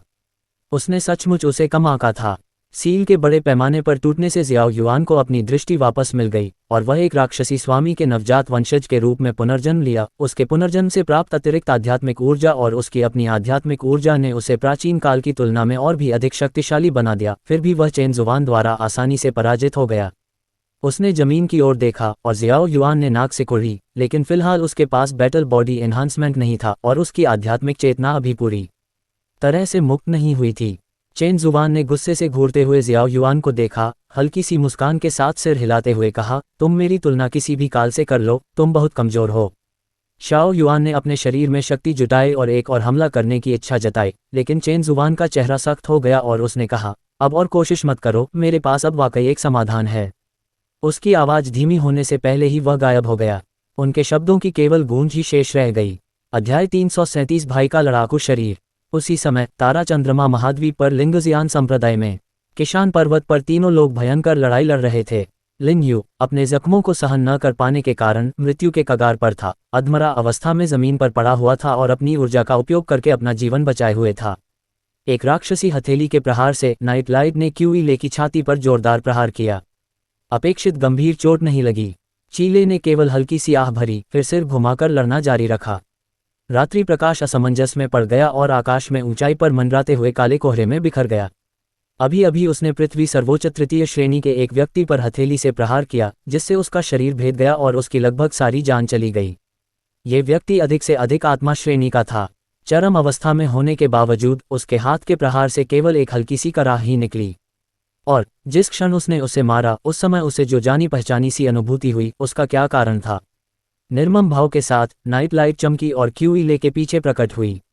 युवा स्वामी, सावधान रहें, वेंग बईयू ने जोर से चिल्लाया। क्यूई ले ने अपना सिर तेजी से घुमाया, लेकिन तब तक बहुत देर हो चुकी थी। नाइट लाइट ने शक्ति की 5 परतें एकत्रित की और हथेली से फिर से चीले की छाती पर प्रहार किया। फिर से अपेक्षित गंभीर चोट नहीं लगी। क्यूई ले ने कराहत तक नहीं की। इसके विपरीत चीले के शरीर के भीतर से निकली शक्ति के एक तीव्र प्रवाह के कारण नाइट लाइट दर्जनों मीटर दूर जा गिरी। छी! दानव लोक के एक उच्च पदस्थ सदस्य नाइट लाइट को एक साधारण आत्मा रैंक के व्यक्ति द्वारा इतना मारा गया कि वह खून थूकने लगा। नहीं, उसे इतनी बुरी तरह नहीं मारा गया था कि उसके मुंह से खून निकल आए, उस पर पलटवार किया गया था। चीले के शरीर में उसके भाई की शक्ति समाहित थी। नाइट लाइट को आखिरकार पता चल गया कि क्यूइले के शरीर के अंदर क्या है, यह उसके भाई का बैटल बॉडी था। उसकी आंखों में पल भर में निर्ममता भर गई और नाइट लाइट के चेहरे पर खून की प्यास से भरी मुस्कान फैल गई। उसका भाई, जो एक दानवी स्वामी था, अपने युद्ध शरीर के बिना पुनर्जन्म ले चुका था, फिर भी उसका मूल युद्ध शरीर अब एक नन्हे से इंसान पर था। एक दुख भरी मुस्कान के साथ नाइट लाइट ने अपने हाथ पैर फैलाए और एक लंबी चीख निकाली। वह भयावह आवाज कान फाड़ देने वाली थी। लिंगजियान संप्रदाय के कुछ कम साधना स्तर वाले शिष्य भी उस भयावह आवाज से जमीन पर गिर पड़े। चीख बंद होते ही वेंग बेयू और क्यूइले के चेहरे एक साथ गंभीर हो गए। उनके सामने खड़ी राक्षसी एक चीख के बाद ही बहुत अधिक शक्तिशाली हो गई थी। रक्त जैसे लाल वस्त्रों में लिपटी नाइट लाइट आकाश में मंडरा रही थी। उसका सुंदर चेहरा रक्तपिपासु मुस्कान से ढका हुआ था और उसके धधकते लाल होंठ किसी तरह काले पड़ गए थे। नाइट लाइट ने अपनी आंखें सिकुड़ी, अपने हाथ फैलाए और उसकी आस्तीनों से दो अनंत लंबे धागे तुरंत निकले, जो एक भयानक गति से क्यूइले और वेंग बेयू के चारों ओर लिपट गए। लाल धागे इतने कस गए कि दबाव सहन न कर पाने के कारण दोनों ने मुंह भर ताज़ा खून थूक दिया। चीले का खून उसके कपड़ों से बहकर जुवानटियन टोकन पर गिर गया। चेन जुबान द्वारा साफ किया गया वह टोकन एक बार फिर ताजे खून से सना हुआ था, जिससे हल्की सुनहरी रोशनी निकल रही थी जिसमें लाल रंग की झलक थी। क्यूइले बुरी तरह घायल हो गया था और उसे आश्चर्य हो रहा था कि शुद्ध भूमि लोक में घायल होने पर भी उसे इतना वास्तविक दर्द क्यों महसूस हो रहा था। उसके शरीर पर बंधी डोरियां कसती जा रही थीं, मानो वे उसे कुचल देंगी। उन पर जादुई शक्ति का बंधन था, जिसके कारण क्यूइले न तो हिल पा रहा था और न ही अपनी लोकस्यु तलवार उठाकर धागों को काट पा रहा था। अचानक जैसे ही क्यूइले मृत्यु के कगार पर पहुंच रहा था, उसके शरीर के भीतर से शक्ति का एक प्रवाह निकला और इस शक्ति ने वास्तव में धागों को चकनाचूर कर दिया। क्यूइले जमीन पर गिर पड़ी, फिर उसने गुस्से में मुंह भरकर ताज़ा खून थूक दिया। लेकिन वह लापरवाही करने की हिम्मत नहीं कर सकता था। सीनियर वेंग अभी भी फंसा हुआ था, इसलिए उसने लोकस्यु तलवार उठाई, जमीन से धक्का दिया और हवा में उड़ गया। वह लगातार अपनी तलवार से खून जैसे लाल धागों को काटता रहा, लेकिन वे धागे किसी राक्षसी स्वामी के समान थे, एक को काटते ही दूसरा प्रकट हो जाता था। काफी देर तक चीले वेंग बेयू के चारों ओर लिपटे लाल धागों को काट नहीं पाए। दूसरी ओर नाइट लाइट ने देखा कि क्यूइले अचानक उसके अग्नि में धागों से मुक्त हो गई है और उसकी रक्तपिपासा की मंशा और भी तीव्र हो गई। जी हाँ, ये सचमुच उसके भाई का युद्धकालीन शव था। अगर वह इस व्यक्ति को अपने भाई के पास वापस ले आती है, जिससे वह अपना युद्ध शरीर पुनः प्राप्त कर सके, तो नाइट लाइट ने लालच से सोचा उसका भाई और भी अधिक शक्तिशाली हो जाएगा। उस समय उन्हें अपना घर बनाने से कोई नहीं रोक पाएगा। ये सोचकर नाइट लाइट जोर से हंस पड़ी, अपने हाथों से बल लगाया और पल भर में हजारों धागे एक साथ क्यूइले की ओर दौड़ पड़े। क्यूइले पल भर में ही लिपट गई, ठीक वैसे ही जैसे एक सुनहरे टिड्डे द्वारा अपने लिए बनाया गया रेशम का कीड़ा कोकून। उसके दिल में घबराहट की लहर दौड़ गई। उसकी लोकस्यु तलवार लगातार कोकून की दीवार पर हमला करती रही, लेकिन इस बार एक भी धागा नहीं कट सका। अध्याय 338 अपने माता पिता को आकर आपको ले जाने दें। वूश वूश वूश तलवार की शक्ति के कई प्रहार हुए और चीले को फिर से रोशनी दिखाई दी। पुराने पूर्वज 9 आकाशों के ऊपर खड़े उस विशालकाय व्यक्ति को देखकर क्यूइले अपनी उत्तेजना को छिपा नहीं सका और चिल्ला उठा। लिंगजियन संप्रदाय पर्वत की तलहटी में खड़े शिष्यों ने ये जोरदार आवाज सुनी और आकाश की ओर देखते हुए साथ में चिल्लाए, हे पूर्वज। अचानक चारों ओर से अनगिनत धागे फूट पड़े। चेन जुबान पलक झपकते ही आकाश में गायब हो गया। नाइट लाइट अचंभित थी, तभी अचानक उसे अपने पीछे एक शक्तिशाली शक्ति का एहसास हुआ। इससे पहले कि वह मुड़ पाती, वह शक्ति अचानक गायब हो गई। जमीन पर उतरी चेन जुबान ने लिन को आध्यात्मिक औषधि पिलाते हुए धीमी आवाज में बुदबुदाया, धिक्कार है, यह एक औरत कैसे हो सकती है? मैंने कभी औरतों पर हाथ नहीं उठाया। गाली देने के बाद उसने नीचे देखा और लिन को कोसते हुए कहा, धिक्कार है, तुम पृथ्वी की सर्वोच्च तृतीय श्रेणी की योद्धा हो, डोमेन लॉर्ड, फिर भी एक महिला ने तुम्हें इस तरह हराया। तुम कलंक हो। इसके साथ ही उसने लिन को एक पेड़ के नीचे ले जाकर उसके शरीर में आध्यात्मिक ऊर्जा स्थानांतरित करने के लिए हाथ बढ़ाया। स्थानांतरण के दौरान उन भयानक धागों ने उस पर फिर से हमला कर दिया। चेन जुबान का हाथ स्थिर रहा, लेकिन उसने अपना सिर घुमाकर एक निगाह डाली और वे धागे नरक की आग से रंगे हुए थे, तेजी से जलने लगे। नाइट लाइट ने देखा कि आग की लपटें उसे जलाने ही वाली हैं और उसने तुरंत सारे धागे काट दिए। पहाड़ की चोटी पर शांति से खड़े उस व्यक्ति को देखकर नाइट लाइट की आंखों में एक प्रकार का दुष्ट आकर्षण झलक उठा। उसने अपनी लंबे समय से अप्रयुक्त तलवार ब्लडस्टेन को प्रकट किया, जो घने धुएं में परिवर्तित होकर बिखर गई और फिर चेन जुबान के पीछे फिर से प्रकट हुई। उस आदमी की छाती में एक ही तलवार से वार करके नाइट लाइट ने चेन जुबान पर खुद को फांसी लगा ली। ये युवक कहाँ से आया? इतना शक्तिशाली। नाइट लाइट का हाथ लगातार चेन जुबान के शरीर पर घूम रहा था। वह चेन जुबान के सुडौल शरीर का आनंद लेते हुए आह भर रहा था। कितनी अफसोस की बात है, इतना सुडौल शरीर तो किसी इंसान का ही होता है। चेन जुबान ने ठंडी हंसी हंसी और जिस शरीर में नाइट लाइट ने वार किया था वह सुनहरी रोशनी के एक विस्फोट में बदल गया और हवा में विलीन हो गया। विस्मयादिबोधक चिन्ह। नाइट लाइट को गहरा सदमा लगा। उसने साफ तौर पर अभी अभी उसे चाकू मारा था, लेकिन नीचे देखने पर ब्लडस्टेन तलवार पर खून की एक बूंद भी नहीं थी। ये कैसे हो सकता है? इससे पहले कि वह कारण याद कर पाती, जलवाष्प के एक विशाल गुच्छे ने नाइट लाइट को घेर लिया। ऊपर देखते हुए चेन जुबान 10 मीटर की दूरी पर हवा में लटका हुआ था। उसके होठों पर हल्की सी मुस्कान थी। उसने अपना लंबा गोरा हाथ आगे बढ़ाया, उसे ध्यान से ऐसे देखा जैसे वह कोई कलाकृति हो, और हंसते हुए बोला, मैं शुवानटियन सम्राट कभी महिलाओं को नहीं मारता। समझदारी से काम लो और जल्दी से यहाँ से चले जाओ, वरना मैं तुम्हारे माता पिता को तुम्हें लेने भेज दूंगा। नाइट लाइट ने ठंडी हंसी हंसते हुए कहा, घमंडी। फिर उसने अपने पंजे फैलाए और उसकी हथेलियों में एक घूमती हुई काली ऊर्जा प्रकट हुई। तोड़ना! जोर से चिल्लाते हुए नाइट लाइट के हाथ में मौजूद काली ऊर्जा ने उसके चारों ओर मौजूद जलवाष्प के गोले पर हमला कर दिया। उसे बेहद आश्चर्य हुआ कि जलवाष्प का गोला टूटा नहीं, बल्कि काली ऊर्जा वापस उछलकर नाइट लाइट पर पूरी तरह से हमला कर दिया। छी! मुंह भरकर गाढ़ा काला खून थूका गया, जिससे नाइट लाइट के चेहरे पर एक भयंकर पीड़ा का भाव आ गया। चेन जुबान ने उसकी ओर देखते हुए सिर हिलाया और उपहास उड़ाते हुए कहा, तुम्हें मैंने नहीं मारा। वह समुद्री अवरोध 81 जलपरियों की आध्यात्मिक ऊर्जा से बना था, यहाँ तक कि चेन जुबान को भी इसे तोड़ने के लिए कुछ प्रयास करना पड़ा। एक छोटे अभिमानी राक्षसी स्वामी की तो बात ही छोड़िए। नाइट लाइट इस बुराई पर विश्वास करने से इनकार कर रही थी। उसके जन्म ने राक्षसी स्वामी को भयभीत कर दिया था। दानव जाति ने हजारों वर्षों में ऐसा शक्तिशाली राक्षसी बीज उत्पन्न नहीं किया था। हालांकि जब दानव जाति के नए बच्चे पैदा होते थे तो मानव शासक इसे दर्ज करते थे। उस समय दानव स्वामी मानव दमन के अधीन रहने से तंग आ चुका था और उसने नाइट लाइट को छिपाने की योजना बनाई। ये छुपने का सिलसिला 30,000 साल से भी अधिक समय तक चला। दानव जाति के पास रहने के लिए कोई जगह नहीं थी, इसलिए दानव स्वामी ने हजारों दानव स्वामियों को जुटाकर एक सुनसान पहाड़ में रातों रात एक भूमिगत महल खुदवाया। वैसे भी दानव जाति को जीवित रहने के लिए प्रकाश की आवश्यकता नहीं थी और भूमिगत रहने से उन्हें साधना करने में भी मदद मिल सकती थी। भूमिगत रूप से यह जियाओ युआन की मोहर के करीब था। 10,000 वर्षों तक भूमिगत रहने के बाद नाइट लाइट गलती से शियाओ युआन के साथ संवाद स्थापित करने में कामयाब हो गया। उस समय नाइट लाइट अभी भी सील को तोड़ने में असमर्थ थी, इसलिए जियाओ युआन अक्सर उसका मार्गदर्शन करती थी। लगभग 50 साल पहले नाइट लाइट ने आखिरकार सील तोड़ दी, लेकिन ये केवल एक छोटी सी दरार थी जो जियाओ युआन के बाहर आने के लिए पर्याप्त नहीं थी। इसलिए जियाओ युआन ने अपने शरीर को छुपाया और 50 वर्षों तक जमीन के नीचे छिपा रहा। 1 साल पहले जियाओ युआन ने सील को तोड़ दिया था, लेकिन माना जाता है कि उसका पुनर्जन्म वर्तमान दानवी स्वामी के पुत्र के रूप में हुआ था। वह शियाओ युआन के अलावा दानव जाति की सबसे शक्तिशाली दानव थी। वह ऐसी दानव स्त्री थी जो मनुष्यों के दिलों में भय पैदा करती थी। ये कैसे संभव हो सकता है कि इस व्यक्ति के सामने उसे गतिहीन करने के लिए केवल अपना हाथ हिलाने की ही आवश्यकता थी। अध्याय 339। बहुत बढ़िया। बात समझ न आने के कारण उसने कोशिश करना बंद कर दिया। नाइट लाइट ने अपने मुंह के कोने से खून पोंछा, जिससे उसके चेहरे पर खून की प्यास वाली मुस्कान दिखाई दी। फिर उसने दोनों हाथों से अपनी शक्ति को केंद्रित किया और पहले से भी बड़े 2 कालेची गोले बनाए। आज चाहे इसके लिए उसे अपनी जान ही क्यों न देनी पड़े, वह इस पानी के गुब्बारे को फोड़ देगी। चेन जुबान ने उसे इस हालत में देखा, अपने हाथ पीठ पीछे बांधकर खड़ा रहा और उसकी ओर ध्यान नहीं दिया। आखिरकार ये सब उसने खुद ही किया था। एक मामूली राक्षसी जो उसे चुनौती देने का साहस करती है। उसने दूर आकाश की ओर देखा, उसके होठों पर हल्की सी मुस्कान थी।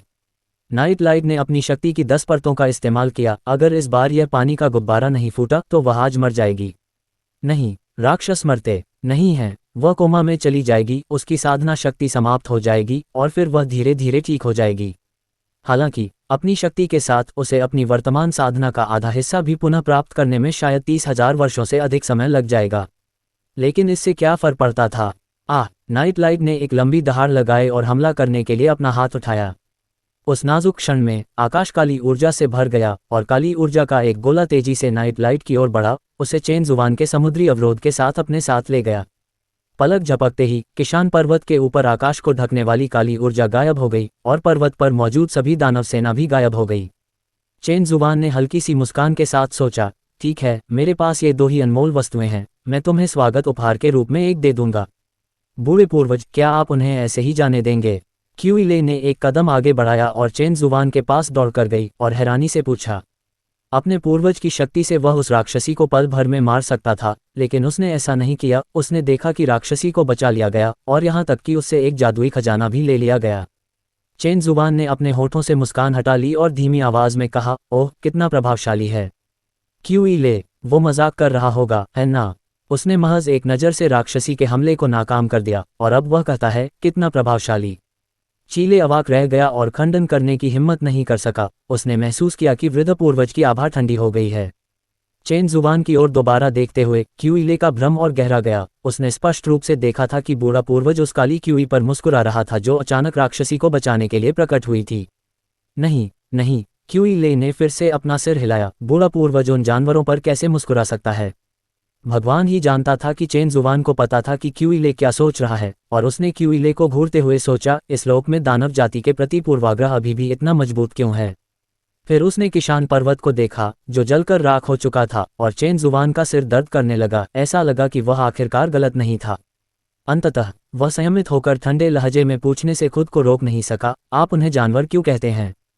क्यूइले स्तब्ध रह गया, फिर उसका चेहरा उग्रता से भर गया और उसने उत्तर दिया, वे अत्याचारी, क्रूर और निर्दयी हैं। क्या वे जानवर नहीं हैं, हे वृद्ध पूर्वज?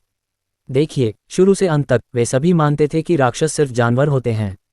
अगर एक दिन वे इंसानों के साथ अच्छे संबंध बनाना चाहें तो आप क्या करेंगे?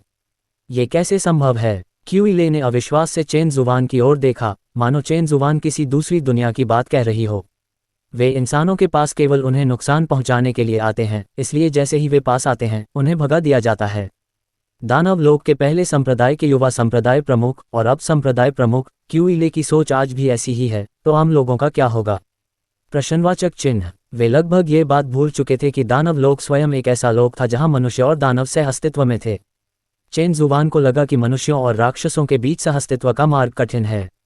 यह विचारधारा उनके खून में गहराई से समाई हुई थी, जो जन्म से ही उनके साथ चली आ रही थी। उसके मन में झुंझलाहट की लहर दौड़ गई और उसे अपने लेटर डे सेंट को देखकर भी चिढ़ महसूस हुई। चेन जुबान ने पहाड़ की ओर हाथ हिलाया और किशान पर्वत, जो जलकर पहचान से परे हो गया था, पल भर में एकदम नया दिखने लगा। ये पहले से भी अधिक सुंदर हो गया। पर्वत के भीतर स्थित लिंगजियान संप्रदाय के शिष्यों ने लगातार अपने पिता को धन्यवाद देते हुए कहा। क्यूइले चेन जुबान को यह बताने ही वाला था कि यह कितना चमत्कारिक था, तभी उसने चेन जुबान की आकृति को हिलते हुए देखा और वह पूरी तरह से गायब हो गया। एक आवाज हवा में गूंज उठी, पंथ को संगठित करो, तुम्हें मेरी तलाश करने की जरूरत नहीं है। अध्याय 340 जियाओ युआन का मित्र। दानव लोक, अपने नाजुक मोड़ पर दानव रसातल लोक, दानव जाति का अड्डा। काले रंग की ऊर्जा का एक बादल मुख्य हॉल में तेजी से प्रवेश कर गया और जियाओ युआन नाइट लाइट को पीछे के हॉल की ओर ले गया। नाइट लाइट में समुद्री अवरोध अभी भी मौजूद था, लेकिन यह अवरोध अपनी इच्छा से आकार बदल सकता था। ये पूरी तरह से अभेद्य था। शाओ युआन ने बेहोश नाइट लाइट को बिस्तर पर लिटाया और बैरियर के पार से उसकी चोटों की जांच की। वह समय पर पहुंच गया था, जिससे नाइट लाइट को ऐसा हमला करने से रोका जा सका जिससे उसकी सारी साधना शक्ति नष्ट हो जाती, लेकिन शक्ति के प्रवाह को अचानक रोकना भी काफी नुकसान का कारण बनता। चोटों को समझने के बाद जियाओ युआन ने तुरंत नाइट लाइट का इलाज शुरू कर दिया। कुछ देर बाद नाइट लाइट ने नींद में अपनी आंखें खोलीं। भाई, उद्धरण चिन्ह। उसकी चोटें गंभीर थीं और नाइट लाइट को ठीक होने में संभवतः कई महीने लगेंगे। शाओ युआन ने उसे बिस्तर पर लिटाया और धीरे से कहा, कोई बात नहीं, तुम्हें चोट लगी है, पहले अच्छे से आराम करो। नाइट लाइट की आंखों में आंसू भर आए और उसने दुखी होकर कहा, भाई, क्या तुम जानते हो कि वह कौन था? वह इतना ताकतवर था कि नाइट लाइट लगभग उसके हाथों मर ही गई थी। चेन जुबान का इरादा नाइट लाइट को मारने का नहीं था। जियाओ युआन इसे महसूस कर सकता था। अगर वह नाइट लाइट को मारना चाहता तो उसे केवल एक उंगली हिलाने की जरूरत होती और इसके लिए उसे ज्यादा शक्ति की भी जरूरत नहीं पड़ती, लेकिन उसने ऐसा नहीं किया। शाओ युआन को चेन जुबान के वे शब्द याद आने लगे जो उसने उनके बीच हुई झड़प के बाद कहे थे। अब मुझे सचमुच एक रास्ता मिल गया है। लेकिन जियाओ युआन को चेन जुबान का मतलब पूरी तरह समझ नहीं आया।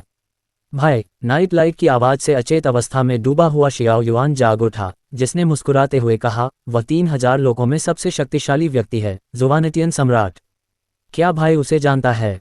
नाइट लाइट ने पलकें झपकाईं। वह केवल शियाओ युआन के सामने ही अपना भोलापन दिखाती थी। नाइट लाइट को महसूस हुआ, जब भाई मुझे बचाने आया तो उस व्यक्ति ने भाई पर हमला नहीं किया, उसने जानबूझकर भाई को जाने दिया। शाओ युआन ने आह भरी और कहा, तुम कह सकते हो कि हम एक दूसरे को जानते हैं, लेकिन अब हम सिर्फ दुश्मन हैं। बोलते हुए उसने नाइट लाइट के चारों ओर कंबल फिर से लपेट दिया।